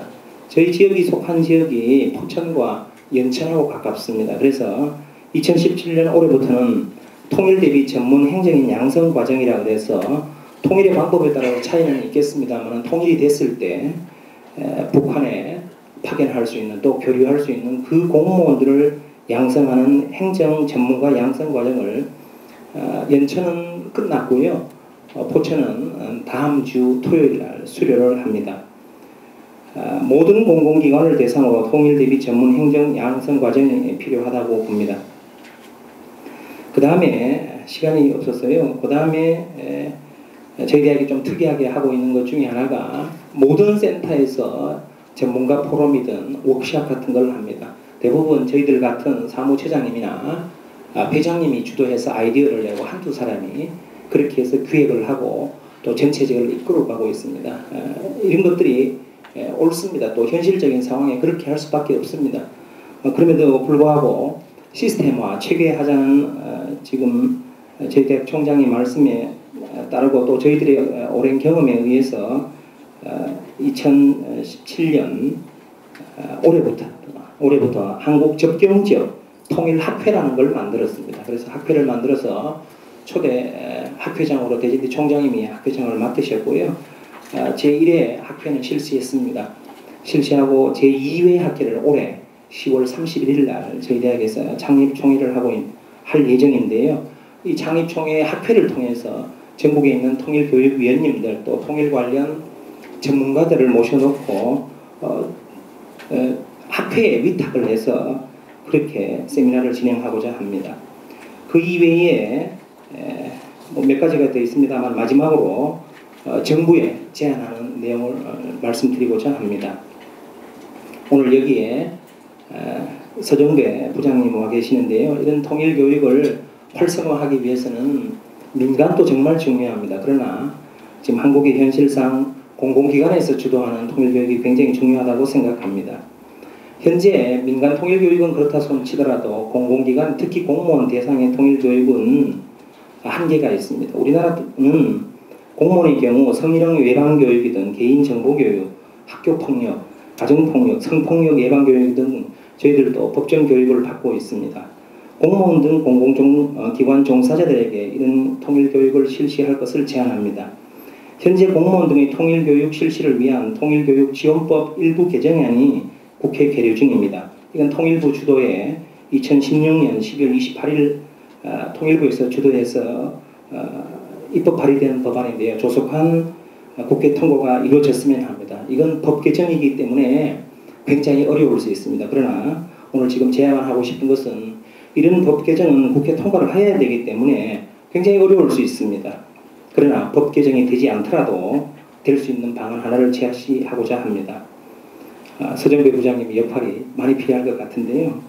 행정자치부에 보면 정부합동평가 지표라는 것이 있습니다. 모든 공공기관에 평가를 합니다. 자치단체, 특광도 다 실시합니다. 그 평가 항목에 통일교육 지표 항목을 신설을 하면 통일교육 실시하지 않으라고 해도 모든 지자체에서 통일교육을 실시하게 됩니다. 그러면 여기 계시는 전문가분들 많이 활용도 할 수 있을 테고요. 자연스럽게 통일교육이 되리라고 봅니다. 이건 정부 부처 내에 행자부하고 통일부하고의 협의가 합니다. 통일부의 역할을 기대합니다. 고맙습니다.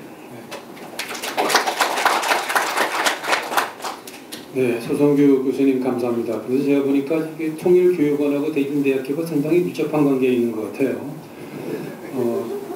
전 섹션에 대한 토론인 줄 알았는데 그 대진대학이나 경기북부협의회에 대한 그 훌륭한 설명이 있으셔서 저한테는 아주 중요한 정보 제공이 돼서 감사합니다. 매우 긴밀한 관계에 있다는 걸 서로 알게 되었습니다. 네.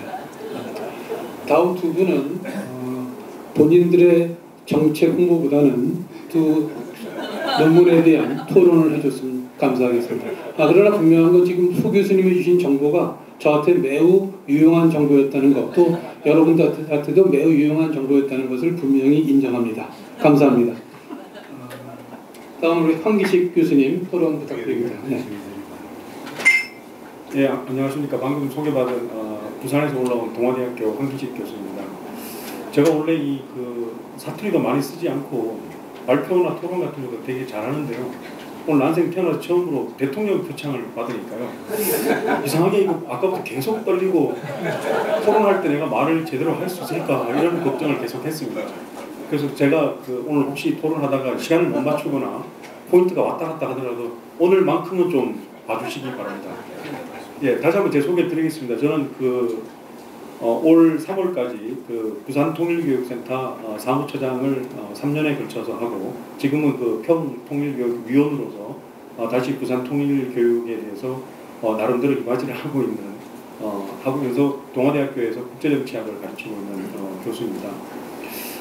제가 부산 통일교육센터 사무처장 3년을 하면서요. 통일부나 관계기관에서 주최하는 그런 행사, 다양한 행사 같은 것도 많이 참석을 해보고 했는데 지난 3년간 느낀 점을 좀 솔직하게 얘기하라면은 저는 이상하게 이게 국내와 전 세계의 통일교육위원들이 한 자리에 모이는 이 통일교육위원 전체 워크숍이 이상하게 저는 참 좋더라고요. 좀 따뜻한 마음도 느꼈고요. 제가 2년 전에는 오늘은 서울센터가 대표로서 발표를 했었는데 2년 전에는 제가 부산센터를 대표 사례로 발표를 했습니다. 그래서 한 10분 정도 발표를 했는데 마치고 나서 LA에서 오신 통일교육위원들하고 다른 나라에서 오신 위원님들이 제 손을 잡으면서 부산에서 그렇게 열심히 하고 있냐 하면서 그 남북 전쟁할 때, 그 한국 전쟁할 때, 6.25 전쟁할 때, 임시정부 수도가 지금은 부산에서 그렇게 박물관이 돼서 그렇게 많은 학생들이 참여하고 있고 많이 둘러보고 있느냐, 수고 많다 하면서 제 손을 꼭 잡아주시더라고요. 그래서 제가 대학 교수 하면서 바쁜 와중에서도 3년 동안 제 몸을 바쳐서 통일교육센터를 좀 이렇게 이끌어 올 수 있었던 것은 그 손을 잡아주신 그 LA에서 오신 위원님들, 그런 격려 덕분이 아니었나, 그런 생각을 했었습니다. 이상하게 그 손을 오늘도 토론이 끝나고 나면 손을 꼭 잡아주시기 부탁드립니다. 이상하게 그 가슴이 좀 뭉클하고 그렇더라고요. 그래서 이 느끼는, 이 뭉클한 감정, 이런 것이 연결돼서 통일이 되는가, 이런 생각을 했었습니다. 그래서 그 말씀을 잠깐 드렸고요. 제가 오늘 맡은 그 토론을 해야겠습니다. 오늘 김영현 교수님은 제가 평소에 TV에서도 많이 보고 어떻게 저렇게 말씀을 잘 하실 수 있을까, 그러면서 제가 TV 나오시는 것도 제가 노트를 필기를 많이 하는데 오늘 정말 필기 많이 했습니다. 두 가지를 좀 크게 말씀하셨습니다. 우리 지금 한반도를 둘러싼 주변국의 정세, 특히 중국의 입장이나 러시아의 입장, 그리고 북한하고 미국 간의 그 치킨 게임, 서로 양보하지 않는 이런 것을 한 5분이나 10분 내에 정리하시는 걸 보면서 저도 그 국제정치를 강의를 하는데 1시간이나 2시간 강의하라 그러면은 미국의 입장 같은 것을 정리하기 쉬운데 10분 내로 하라니까 그게 참 힘들더라고요. 10분 내로 하시는 걸 보면서 대단히 열심히 적었습니다. 그리고 두 번째 말씀하신 게 북한의 현 상황에 대해서 잘 정리를 하셨고요. 말씀 잘 해주셨습니다. 김정은 정권이 빨리 조기에 무너질 것 같지는 않다, 이런 말씀을 하시는데 참 설득력 있게 고개가 끄덕게 됐습니다. 이런 부분에 대해서는 다른 토론이 필요 없는 그런 고견을 정리하신 거라고 생각을 하고요.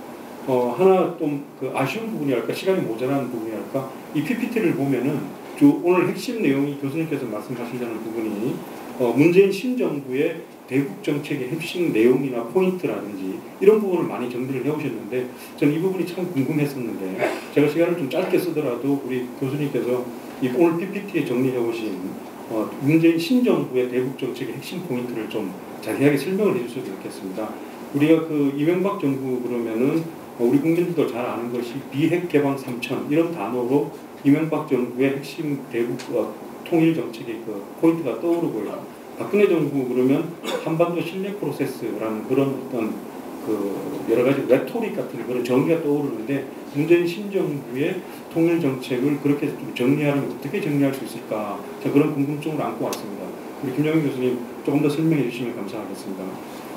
그리고 두 번째는 하나 좀 질문인데요. 마지막 PPT를 보면 정말 중요한 말씀을 하셨는데 문재인 신정부가 통일 정책을 추진하면서 가장 역점을 기울여야 될 것이 국민 소통과 참여를 이끌어낼 수 있는 그런 제도화에 신경을 써야 된다, 이런 걸 마지막 PPT로 지적을 하셨는데 저는 이 부분이 정말 너무나 공감이 됩니다.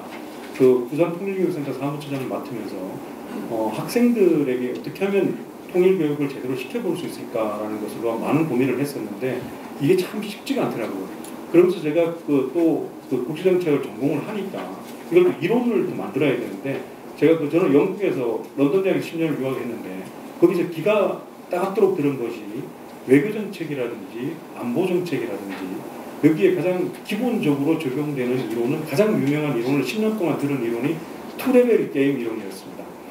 즉 가장 간과하기 쉬운 것이 외교정책이나 안보정책을 만들 때 상위 레벨, 즉 주변 국가하고 어떻게 합의를 할 것이냐, 미국하고 어떻게 합의를 하고 중국하고 어떻게 합의를 이끌어낼 것이냐가 상위 레벨이라면 하위 레벨은 국내에서 도메스틱 레벨에서 이 정책에 대한 공감대를 어떻게 이끌어낼 것이냐, 그것이 투레벨 게임 이론이었습니다. 이것이 외교정책이나 안보정책에 가장 중요하게 적용된다는 이론인 것을 10년 동안 기가 따갑게 들었습니다. 근데 이걸 가장 적용돼야 될 부분이 저는 외교 안보정책이긴 하지만 통일정책이 아닌가 합니다. 통일정책이라는 것이 주변국하고의 상위 레벨에서 합의도 중요하겠지만은 과연 5천만 국민이 합의할 수 있는 도메스틱 레벨에서 합의를 어떻게 이끌어낼 수 있을 것인가, 이것이 저의 10년 동안의 학문적인 고민이기도 하고 통일교육센터 사무처장 하면서 3년 반 동안 가졌던 실질적인 프랙티컬한 퀘스천이기도 합니다. 이 부분에 대해서 평생을 이 분야의 전문가로 연구하시는 존경하는 우리 김영현 교수님께서는 어떤 좀 고견이 있으신지 그 부분에 대해서 좀 여쭙고, 저는 아일랜드를 한번 방문해서 제가 느꼈던 1분만 얘기하고 주어진 시간을 3분을 다 안 쓰고 끝내겠습니다. 아일랜드를 방문했더니만 그 남아일랜드의 더블린의 퀸스 유니버시티를 방문을 했더니만 그 북아일랜드를 우리와 같이 이제 통일의 대상으로 삼으면서 아일랜드 젊은이들이 통일에 대한, 즉 북아일랜드하고 같이 통일하는 데 대한 관심이 계속 떨어지니까 어떻게 계속 지속적인 노력을 하고 있느냐 이런 데에 대해서 얘기를 좀 나눠봤었는데 뭐라고 하냐면은 젊은이들에게 관심을 불러주기 위해서 북아일랜드하고 통합해야 된다. 경제적 이익이 많이 생긴다. 이런 얘기도 계속 하고 있고 우리는 세임 블러드 같은 민족이지 않느냐라는 얘기도 계속 하고 있고 다양한 얘기를 계속 하고 있는데 그러면서도 계속 호응도가 올라가지 않으면은 최근에 생기고 있는 빅 이슈들, 즉 아일랜드 사람이 가장 관심을 많이 가지고 있는 게 영국의 EU 탈퇴인데 브렉시트인데 브렉시트하고 아일랜드 통일하고 어떻게 연결시킬까? 늘 통일하고 연결시키더라고요. 즉 영국이 그 EU를 탈퇴하면은 영연방이 하나로 지금 남아있는 북아일랜드가 자동적으로 EU에서 탈퇴하는 그런 손해를 보기 때문에 남아일랜드에 붙어 있으면은 EU에서 탈퇴하지 않는 그런 결과가 올 수 있다. 이렇게 어떤 국제적 이슈가 계속 생기면 이걸 지속적으로 통일에 대한 관심을 이끌어내는 그런 방향으로 노력하는 걸 보면서 야 이게 브렉시트마저도 아일랜드 통일로 연결시켜서 홍보를 하는구나 그런 생각을 했었습니다. 이 부분에 대해서 우리 김영현 교수님 그 국민적 공감대나 학생들의 젊은 층의 관심을 어떻게 이끌어 줄 수 있는지 일단 고개를 여쭙는 걸로 제 토론을 끝내겠습니다. 감사합니다. 매우 재밌고 중요한 두 가지 질문을 주셨습니다. 우리 토론이 끝난 다음에 김영민 교수께 시간을 드릴 테니까 생각을 잘했다가 답변해 주시기 바랍니다. 그러면 우리 신효수 부장님께 토론 부탁드리겠습니다. 예, 남북하나재단 신효숙입니다. 오늘의 워크숍의 주제가 소통과 공감. 상당히 이제 멋졌는데 제가 토론을 해야 되는 그 주제가 국민 소통형 사회통일 교육. 전 너무 멋졌습니다. 바로 이 자리가 이제 국내에 있는 통일교육위원들 그리고 해외에 있는 통일교육위원들이 함께 통일교육을 어떻게 해나갈 것인가라고 하는 것들을 논의하는 이 자리가 바로 이제 국민 소통형 사회통일교육의 이제 시발이라고 하는 생각을 하면서 조정아 박사님의 현 정부의 사회통일교육의 방향을 너무나도 잘 정리를 해놓으셨습니다. 그래서 아마 이대로만 시행이 된다라고 하면 아마 통일교육을 가장 잘 할 수 있을 거라는 생각을 하면서 저는 약간의 이제 덧붙이는 이야기만 하려고 합니다. 우선 첫째는 뭐냐면 국민소통형 사회통일교육은 우선 통일교육에 교육적으로 재정립을 해야 하겠다라고 했는데 이것은 현 정부의 방향하고 너무나도 잘 맞습니다. 어떤 것이냐면 현 문재인 정부가 국정운영 5개년 계획을 발표를 했습니다. 네, 국정운영 5개년 계획 중에 가장 중요한 항목이 뭐냐면 22년 임기가 끝나는 그 해까지 그러니까 국회 협의, 국민 소통, 그러니까 여러 국민들의 의견을 바탕으로 해서 통일 국민 협약을 만들기로 했습니다. 전 이것은 상당히 중요한 것이라고 생각합니다. 그러니까 현장에서도 그렇고 통일 교육을 연구하는 사람 입장에서 계속적으로 지속되어 나왔던 게 뭐냐면 국민들의 의견을 반영을 해서 통일 교육을 어떻게 해야 되는지에 대한 사회적 합의를 만들어야 된다. 그리고 이제 조금 전에 황기식 교수님이 얘기를 했듯이 정권이 바뀔 때마다 통일 교육의 방향이 바뀌어서 상당히 좌충우돌하거나 그 현장에서 어떻게 통일 교육을 해야 될지 난감했을 때가 많았습니다. 근데 이런 통일 국민 협약이라고 하는 것은 민족 공동체 통일 방안의 기초에서 그 계승 발전하는 방향으로 모색을 한다고 했는데 저희들의 통일 방안은 뭐죠? 교류협력, 그다음에 남북연합, 그리고 바로 남북통일이라고 했습니다. 그러면 교류협력 단계에서의 통일교육을 어떻게 해야 될지, 남북연합 단계에서 통일교육을 어떻게 해야 될지, 그리고 통일했을 당시에 통일교육을 어떻게 해야 될지라고 하는 것들을 바로 국민들의 의견을 반영을 해서 만드는 것이고, 이것은 또 어떤 것이냐면 우리가 안보 얘기를 하는데 지금 이렇게 핵을 쏘아 올리는 이 상황에서 지금 전쟁이 날 것인지 안 날 것이 상당히 긴박한 상황이거든요. 그때 현장에서는 어떤 얘기를 하냐면 지금 이렇게 그 핵 문제가 오고 전쟁이 날 이런 상황에서 우리 통일의 필요성, 우리 통일 교육을 어떻게 하지? 이게 현장에 안 먹힌다고 하는 겁니다. 이런 상황에서도 안보를 중요시하면서 통일교육을 어떻게 해야 되는지 이러한 그 지침이 있다고 하면 정말 이런 얘기를 합니다. 바로 이런 내용들이 반영을 해야 될 것 같습니다. 그리고 이제 두 번째 또 하나 이제 중요한 이야기는 조정아 교수님께서 그 정부 민간 간의 수평적 네트워크를 구축해야 된다고 했습니다. 근데 한번 통일교육 체제를 보세요. 여태까지의 통일교육의, 그러니까 사회통일교육의 체제는 민간의 의견을 반영한다고 했지만 공공 분야의 사회통일교육 체제가 좀 더 강조되고 있습니다.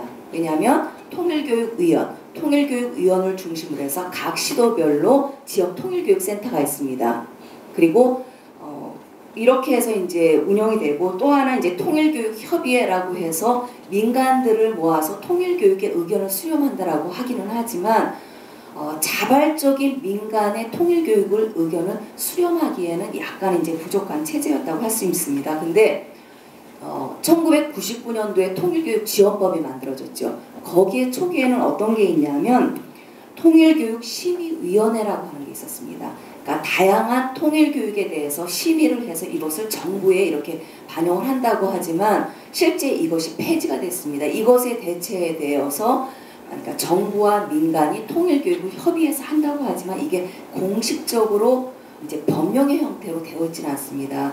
이제 현 정부 들어서는 국민소통형 사회통일교육이라고 한다면 민간의 어떤, 그러니까 교육을 담당하는 기관들, 민간 단체들, 이런 전문가들, 다양한 의견들이 이렇게 법 제도 속으로 들어와서 의견을 수용을 해서 할 수 있는, 이것을 민간에서는 어떤 얘기를 하냐면 민관협력협의회, 통일교육을 협력할 수, 의견을 조율할 수 있는 민간협력위원회, 이런 것은 어떠냐라고 하는 의견도 있었기 때문에 이런 방식의 어떤 명칭인지 모르겠지만 이런 방식의 어떤 이제 협력위원회가 이제 결성이 돼야 될 것 같습니다. 그리고 이제 사회통일교육과 관련돼서 또 하나 저희가 주목해야 될 것은 뭐냐면 국정운영 5개년 계획 안에 통일센터를 설치하자는 이야기가 있습니다. 통일센터. 그럼 통일센터는 어떤 것을 할 것인가? 그러니까 현재 국정 5개년 계획에 들어가 있는 통일센터에서는 각 지역별로 통일교육도 하고 탈북민이 그 현재 지역에 정착하고 있어 3만 명이 넘어섰습니다. 그러면 탈북민 정착은 이 자체 정착을 하기도 하지만 이분들이 정착한다고 하는 건 결국 누가 이분들을 이해하고 함께 해야 되는 것이죠. 남북 주민이 함께 어울리면서 정착을 하고 이 안에서 통일교육이 이루어져야 되는 것입니다. 그러다 보니까 통일교육도 하고, 그러니까 탈북민 정착과 관련된 교육하고 남북 주민이 협력해서 통일 역량을 이 안에서 통일 역량을 길러나가자라고 한다고 하면 저는 통일교육센터 정말 필요한 것 같습니다. 여기에 바로 이제 그 통일교육과 관련된 지역 통일교육센터 이것까지 같이 아우르는 형태가 된다라고 하면 각 시도별로 잘 이루어질 수 있지 않을까라는 이런 생각을 했습니다. 그런데 이제 이것과 관련돼서 하나 여기 지금 지역 통일교육센터 분들이 와 있습니다. 17개 지역 통일교육센터가 운영되고 있는데 지역 통일교육센터 명칭은 엄청나게 멋있죠. 그런데 한 해에 쓰는 이 지역 통일교육센터가 얼마나 되는지 아십니까? 뭐냐면 이 안에 있는 그러니까 간사, 그리고 이 안에 있는 통일교육을 담당하는 탈북 통일교육 인력하고 운영, 그리고 교육 프로그램이 전체를 다 합쳐서 각 지역별로 1억 정도밖에 되지 않습니다. 여기 인건비까지 포함한다고 하면 실제 교육 프로그램비로 얼마나 들어가겠습니다. 이렇게 봤을 때 통일교육센터가 만들어지고 아니면 그 안에 있는 그러니까 지역 통일교육센터가 제대로 운영되려고 하면 이 예산 지원, 그리고 현재로서는 지역 통일교육센터가 국내 중심으로 이루어지고 있다고 한다면 그 국외 해외에서도 이 지역 통일교육센터가 운영될 수 있도록 예산이 지원되고 또는 국내와 해외가 연결될 수 있는 방향이 된다고 한다면 훨씬 더 이 확장력이 좀 더 넓혀지지 않을까라는 생각을 했습니다. 그리고 이제 마지막으로 한 가지만 이야기를 하면 지역 통일교육센터랑 관련돼서 통일교육협의회라고 하는 게 있습니다. 그러니까 통일교육협의회가 통일교육원 산하의 통일교육협의회가 만들어졌는데 이 통일교육협의회에는 그 민간 단체들, 통일교육을 담당하는 민간 단체들이 다 들어와 있습니다. 그런데 이제 초기에는 한 100여 개 단체가 들어와 있다가 현재는 60여 개 단체만 들어와 있습니다. 근데 통일교육협의회가 중요한 게 안보만 담당하는 이 안보교육을 중심으로 하는 아주 보수적인 단체로부터 평화, 기획, 한반도 비핵화 이러면서 아주 진보적인 단체까지 해서 다 아우르고 있습니다. 사회통일교육이라고 하는 것이 보수와 진보와 중도 그리고 각 단체뿐만 아니라 이 안에 들어와 있는 여러 그 국민들의 어떤 의견을 담당하고 이 의견들이 정부에 반영이 되고 이것들이 그 2022년까지 만들어지는 통일국민협약에 반영된다라고 하면 통일교육협의회가 좀 더 활성화가 되고 이 의견들이 정부에 반영이 될 수 있는 방향이 된다고 하면 정말 2022년 그 문재인 정부의 5개년 그 통일국민협약 그리고 국민소통형 사회통일교육이 잘 이루어질 수 있을 거라고 생각합니다. 감사합니다. 네, 신유숙 부장님 감사합니다. 하나재단에서 탈북자들의 그 한국에서의 적응 위해서 수고를 많이 주시고 계신 걸 아는데 아마 오늘 우리 서정배 부장님은 지역 통일교육센터 국내에 대해서 예산을 올리지 않으면 곤란한 상황에 빠진 것 같습니다. 지켜보겠습니다. 두 분 발표하신 분들에게 한 3분 정도씩 그 토론자들의 질문에 대한 답변할 수 있는 기회를 드리고 남은 시간에 플로우 여러분들에게 의견을 걸 수 있는 시간을 조금 갖겠습니다. 네, 우리 김용현 교수님부터 말씀해 주시죠. 네, 질문이 짧을 줄 알았는데 질문이 또 의외로 더 많아지는 것 같았습니다. 그래서 좀 중요한 것만 좀 말씀을 답변드리는데요. 그 전에 한기식 교수님 대통령 표창 축하드립니다. 좋은 또 상을 받게 돼서 저도 이제 축하를 드린다는 말씀을 드리겠습니다.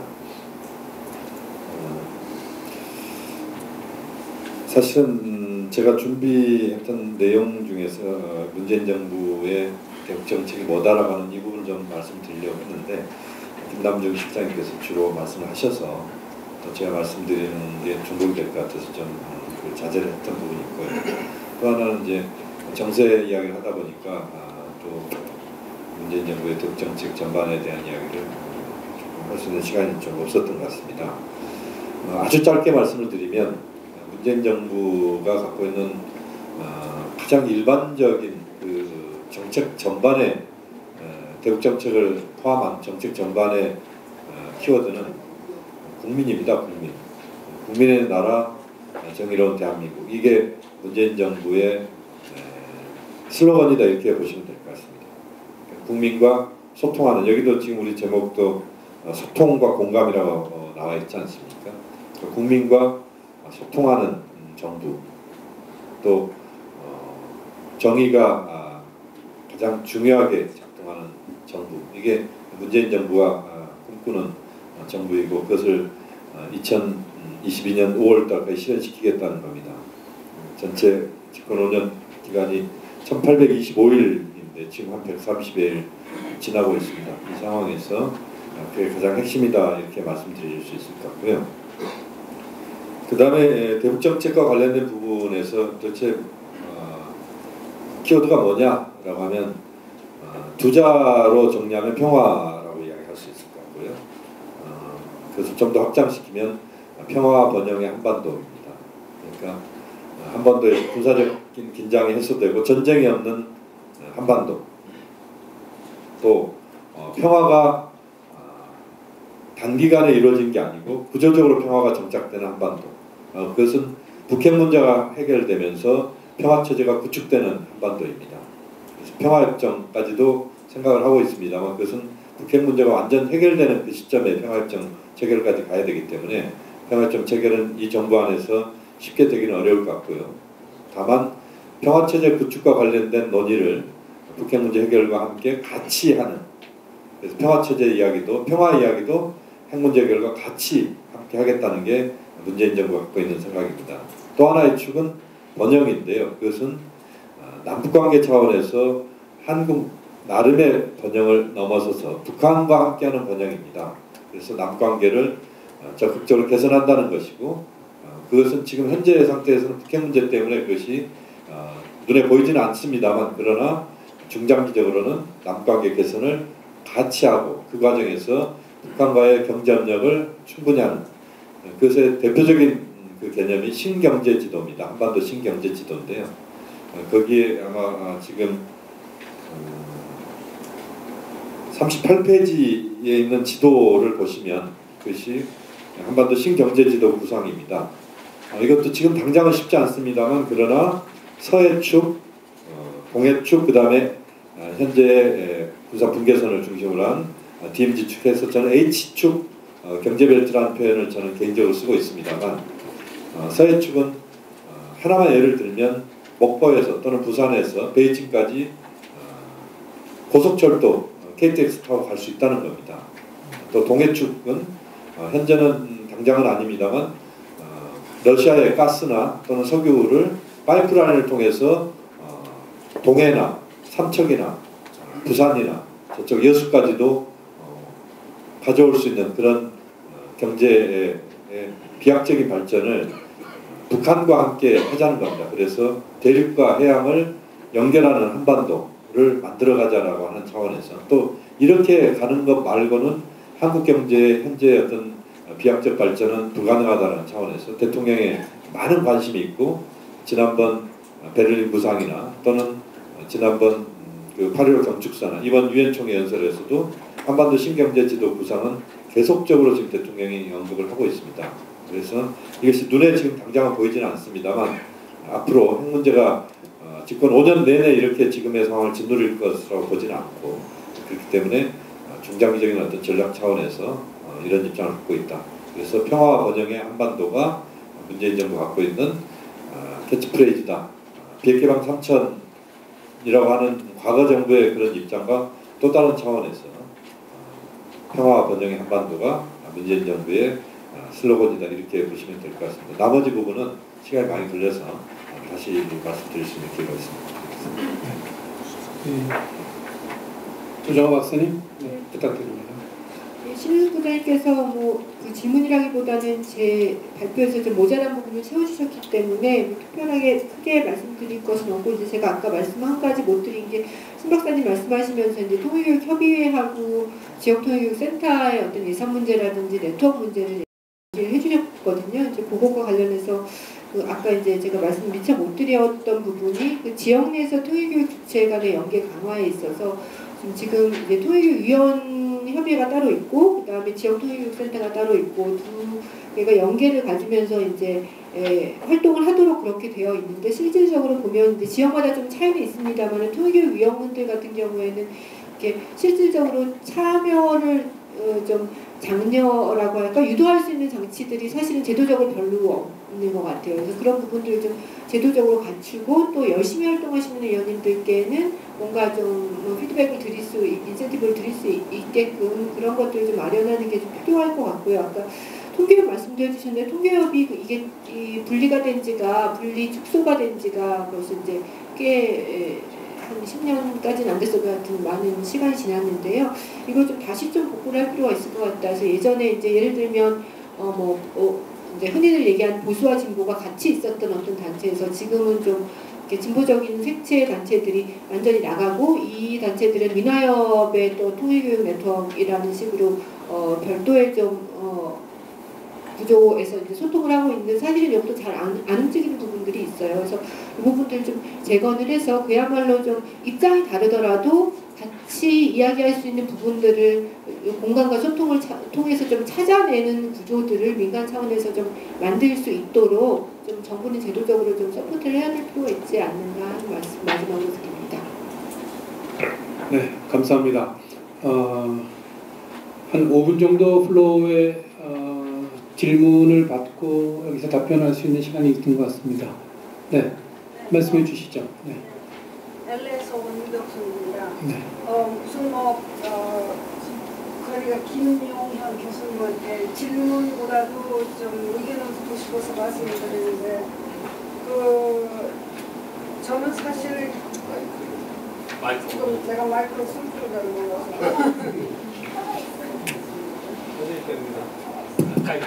뭐야? 마취를 크게 하는데 다름이 아니고요. 저는 사실 그 생슌, 그 제재 같은 게 그래도 영향을 준다고 믿고 싶어하는 사람이에요. 그리고 저기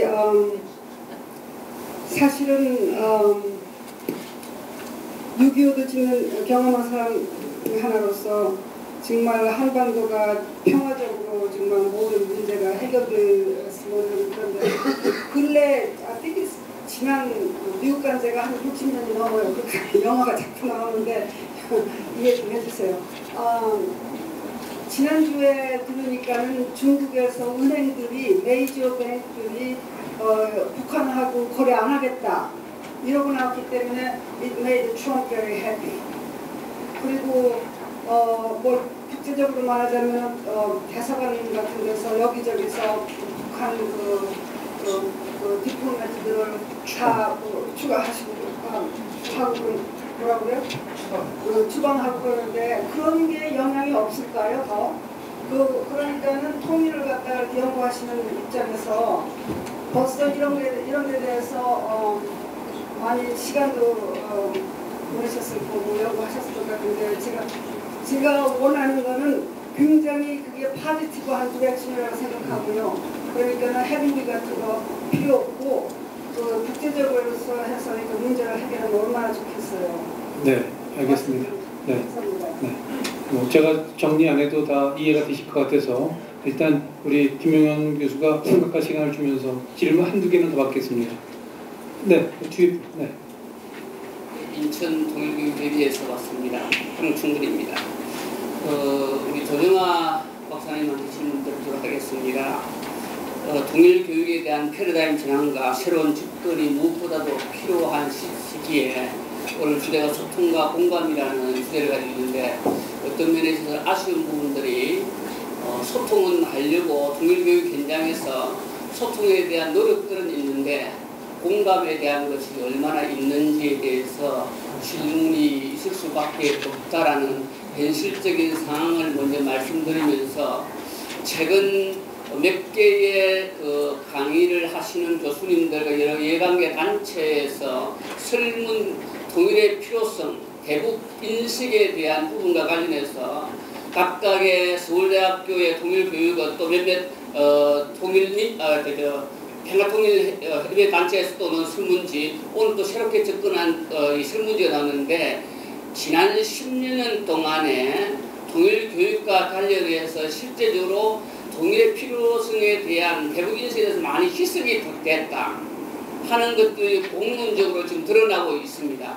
지금 여기에 계시는 분들은 대부분 50대 이상이 되고 그렇기 때문에 누구보다도 통일에 대한 필요성들에서 상대적으로 많이 있겠지만은 지금 현장에서는 아이들 같은 경우에는 자라온 삶의 환경이 틀리기 때문에 6.25 틀린 날짜를 모른다고 해서 아이들을 비난하고 그러는데 그들의 삶의 현장은 88년도 이후에보다 잘 살았기 때문에 그들을 비난할 수도 없는 현장인데 우리는 그러한 삶의 문화들을 전혀 이해하지 않고 그들이 가지고 있는 그 충분한 생각들을 우리가 오히려 공감하지 못하고 있지 않는가에 대한 자성들이 상당히 필요하다고 보이면서 지금 이제 지난 10년 동안에 그러한 통일 교육에 대한 부분들이 아이들이 10년 동안에 그렇게 희석당했는데 앞으로 우리에 남아있는 부분들하고는 또 교육이 이렇게 되어지면은 과연 이 통일 교육에 대한 것들을 어떻게 해야 될 것인지 굉장히 실망할 수밖에 없는 그런 상황 속에 있습니다.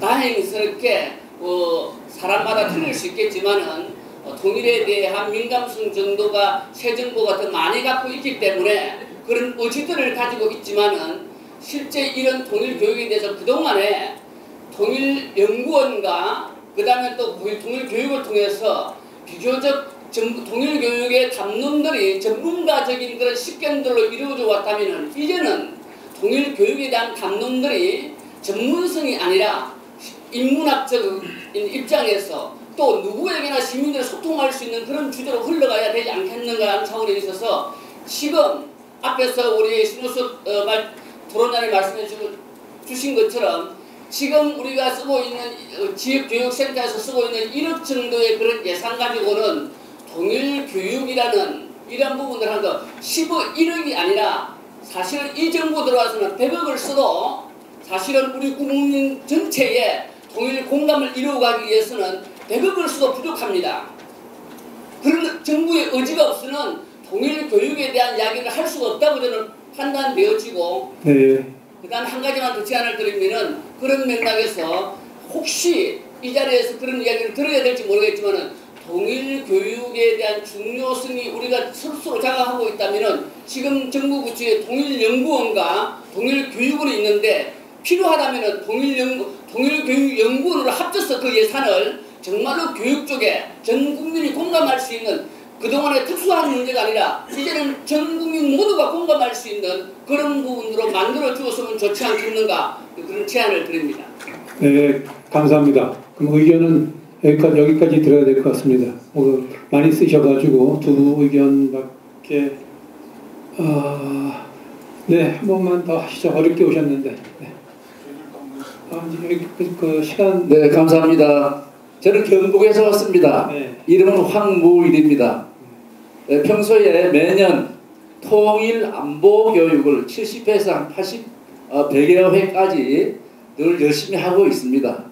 그래 하다 보니까 거기에서 제가 생각한 것이 동방의 이스라엘을 만들어서 통일하자 이런 주제로 때로는 이야기를 하고 있습니다. 이스라엘 국민들은요 2, 3세부터 교육을 해서 13세에 되면은 성인식을 하고 엄청나게 교육의 효과를 가지고 나라를 운영하고 있지 않습니까? 1,500만 밖에 안 되는 국민이 노벨상을 23% 받아갔어요. 간단하게 정리해 주세요. 우리도 아이카도 높잖아요. 예, 그렇기 때문에 우리도 어린 유아서부터 교육을 해야 되겠다라는 착안을 해가지고 지금 이제 유아원이 많이 생기잖아요. 그러니까 유아원에는 통일 교육을 통일의 노래를 우리가 지금 하고 있는 통일의 노래 있지 않습니까? 그런 노래를 통일 분위기를 좀 아이들에게 가르칠 수 있도록 통일 노래를 우선 보급해 줬으면 좋겠다 하는 생각을 하고 네, 감사합니다. 두 번째는 통일 안보가 있는데 통일 보수지역 같은 데는 말입니다. 예, 보수지역 같은 데는 통일 얘기만 하면 또 이상하게 생각하는 그런 분위기가 있어요. 그래서 통일 교육을 할 때는 반드시 안보 교육을 밑바탕으로 해서 교육이 이루어질 수 있는 그런 교육 구도가 되었으면 좋겠습니다. 네, 감사합니다. 이상입니다. 여러분들이 멀리서 어렵게 보였기 때문에 가능한 한 많은 의견을 사실은 기회를 드려야 되는데 시간상 이제는 정리를 해야 될 것 같아서 의견은 여기까지 듣겠습니다. 우리 김영훈 교수하고 조정호 박사님 의견 나온 것에 대해 답변 좀 해주시죠. 네, 미국에서 멀리서 오셨는데요. 저는 지금 말씀하신 부분에 대해서 그것이 저는 상당한 의미가 있다라는 생각을 합니다. 다시 말씀드리면 제재가 북한에 영향을 주고 북한에 압박을 주는 부분은 분명히 있는 것 같습니다. 그렇기 때문에 현재 국제사회가 유엔 안보리 제재 결의가 지금 이미 작동을 하기 시작을 했고 국가별 제재가 또 이루어지고 있는 상황이고 중국도 지금 이제 제재에 대해서 예를 들면 석유 제품을 금수한달지 또 섬유 제품을 수입 중단한달지 이런 조치들이 지금 나오고 있습니다. 은행 관련된 부분이 말씀하신 것처럼 다 아시는 부분이고요. 이제 그런데 이제 문제는 이런 겁니다. 이제 제재만으로 그런 북한이 굴복이 되느냐 하는 부분입니다. 그러니까 제재라고 하는 것은 제가 볼 때는 대화로 북한을 끌어내기 위한 수단으로서의 제재가 저는 현재로서는 가장 의미가 있다고 봅니다. 그러니까 제재를 통해서 북한의 붕괴나 또는 북한의 그 체제를 완전히 제압하는 이런 식의 방식이 가능할 수 있으면 좋겠습니다만 동북아시아 정세나 또는 한반도 역학 구도상 그건 쉽지 않다. 특히 중국이 전적으로 동참하지 않는 그런 제재가 완벽한 제재의 그런 구멍이 메워지는 것은 대단히 어렵다는 차원에서 실질적으로 우리가 할 수 있는 부분들은 그 제재가 북한이 대화 쪽으로 나오게 하는 이런 차원에서의 제재로 우리가 목표를 설정을 해야 된다고 보고요. 또 그 과정에서 현재 국면에서는 제재가 매우 중요하게 작동합니다만 또 북핵 문제가 또 대화 쪽으로의 방향을 또 틀게 되는 그런 경우들도 우리가 또 상정해 볼 수 있다고 봅니다. 이런 과정에서 한편으로 북한을 끌어내기 위한 제재 외에 대화라고 하는 이런 측면도 함께 고려를 하면서 문제를 풀어야 된다고 봅니다. 대답이라기보다는 두 분 말씀하신 것 통해서 좀 공통적으로 말씀하신 거가 어떤 거다라는 거 조금 생각이 드는데, 일단은 그 굉장히 아까 이제 제가 말씀을 드린 것들은 이렇게 구름 위에 뜬 얘기고요. 좀 추상적 수준이 높은 이야기고, 실제로 이제 현장은 굉장히 다양하다는 생각이 듭니다. 현장은 정말 통일이 왜 필요한가라는 것부터 시작해서 관심이 없는 분들이 아마 대다수이실 거고, 이런 어떤 능력, 통일의 역량 이거 얘기하기 이전에 기본적으로 북한이 어떤 사회고 또는 남북관계가 어떻고 이런 것에 대한 기본적인 관심이나 지식이 없는 분들이 대부분이 아마 교육을 받으러 오실지도 모르겠습니다. 그래서 이 교육이라는 거는 사실은 이렇게 목표가 이만큼이지만 실제로 시작은 그 교육을 받는 대상자 그리고 그 사람이 속해 있는 어떤 사회적 맥락에 대한 이해에서 이제 시작을 해야 된다는 생각이 들고요. 그래서 아마 여기 계신 선생님들이 이렇게 가서 실제로 교육을 하셔야 될 현장들은 다 다른 어떤 이념적 지향성도 다르고 또 거기 오시는 분들의 관심이나 흥미, 교육에 대한 통일에 대한 관심이나 흥미도 다 다르고 또 선행 지식 수준도 다 다른 장일 거라고 생각을 합니다. 그랬을 때 이제 우리는 뭘 해야 되는가? 그러니까 저는 제가 이제 이전에 MP정부 때 이렇게 짧게 썼던 글 중에서 1000만가지 통일의 필요성이라는 글을 쓴 적이 있는데요. 짧은 글인데 1000만가지 통일의 필요성들을 만들어내야 된다고 생각을 합니다. 그건 뭐냐면 나 개개인 또 10살 아이면 이 10살 아이가 가지는 통일에 대해서 갖는 관심이나 필요성이 뭔지를 그 학습자의 눈높이에서 이제 접근하는 시각이 필요할 것 같다는 생각이 들고요. 근데 과연 그 교육을 어떻게 하란 말이냐라고 얘기를 하면 대답을 해줄 수 있는 사람은 연구자가 아닐 거라고 저는 생각을 해요. 그러니까 연구자도 물론 이제 같이 고민을 해야 될 부분이지만 그 대답은 아마 현장에 계시는 여러 선생님들이 제일 잘 알고 계실 거라는 생각이 들고요. 그런 의미에서 이제 오늘과 같은 이런 어떤 장들이 다음에 또 한 번 마련이 될 수 있다면 좀 더 이렇게 많은 부분을 서로의 이야기들을 각각 다른 현장의 이야기들을 각각 갖고 계신 고민의 이야기들을 하고 또 연구자들도 연구자 관점에서 그런 부분들에 대해서는 좀 어떻게 이론적으로 또는 이전에 했던 어떤 방식이 어떻게 접근할 수 있다더라 라는 것들을 좀 같이 소통할 수 있는 그런 자리를 다음번에라도 좀 마련을 했으면 하는 바람이 있습니다. 네, 감사합니다. 아까 우리 LA에서 오신 유덕순 위원님께서 질문을 주셨는데 대화를 나온다고 무조건 또 해결되는 게 아니니까 대화의 장으로 북한을 끌어들이는 게 매우 중요합니다. 그런데 대화의 장으로 나온다고 그러면 문제 다 해결되는 거야? 그건 아니지 않습니까? 그 제재를 강력하게 하는 이유는 그리고 그가 지금 말씀하신 대로 효과가 있는 이유는 제재를 강력하게 해야지만 대화의 장에 이 문제를 풀어야겠구나 안 그러면 내가 너무 살기가 어렵겠구나 해서 대화의 장에 그냥 나오는 게 아니라 이 문제를 풀겠다는 자세로 나오게 돼서 해결이 가까이 가겠죠. 그러기 위해서는 제재를 강력하게 해야지만 대화의 장에 그런 마음가짐을 갖고 나오겠죠. 그냥 나와서 앉아가지고 여태까지 육자회담 계속해도 소용이 없었지 않습니까? 네. 저도 남북문제 국제정치를 지금 30년 가까이 해오고 있습니다. 그런데 남북문제, 통일, 교육 이거 전부 하나하나만 따져도 어려운 얘기. 하나만 해결하기도 어려워요. 남북문제도 어렵고 통일도 정확하게 얘기하기 어떻게 가질 건지 교육도 어렵고 우리 이 통일 무대에 있는 분들이 농담으로 하는 얘기가 있습니다. 대북 정책에 좋은 정책은 없다. 나쁜 정책과 더 나쁜 정책만 있을 뿐이다. 얼마나 어려우면 이렇게 얘기하겠습니까? 그 통일도 그렇고 교육도 그렇고 그리고 오늘 우리가 통일 교육에 대해서 모였는데 그 교육의 내용, 컨텐츠를 얼마나 열심히 가르치려고 해도 갈등적이고 서로 의견이 다릅니다. 저는 여기서 너무 통합해서 하나로 하려고 하기보다는 허심탄회하고 열심히 공부해서 자기의 의견을 허심탄회하게 소통하는 것 그것도 방법이라고 생각합니다.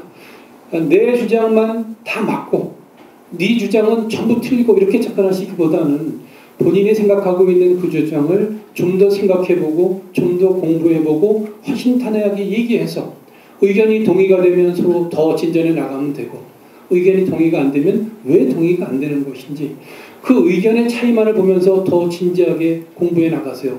의견이 다르다고 미워하고 좌우를 보지 말고요. 그래서 우리가 그렇게 서로의 생각이 다를지라도 열심히 얘기해 나가면 그게 더 공감되는 콘텐츠를 만들지 않을까 하는 생각이 듭니다. 오늘 이 자리 정말 훌륭한 자리를 만들어 주셔서 저도 고맙고 감사하게 생각합니다. 오늘 발표해 주신 두 분, 토론해 주신 세 분, 그리고 훌륭해 앉은 여러분 모두에게 큰 박수를 보내겠습니다. 네, 오늘의 세미나 여기서 마치겠습니다. 감사합니다. 수고하셨습니다. 네, 잠시 해외위원 분들께 안내 말씀드리겠습니다. 오늘 짐을 호텔에 맡기신 짐은 아까 점심 먹은 장소 2층에 모여 있습니다. 그래서 짐을 찾아서 1층에 있는 버스에 짐을 싣고 만찬장으로 다 같이 이동하겠습니다.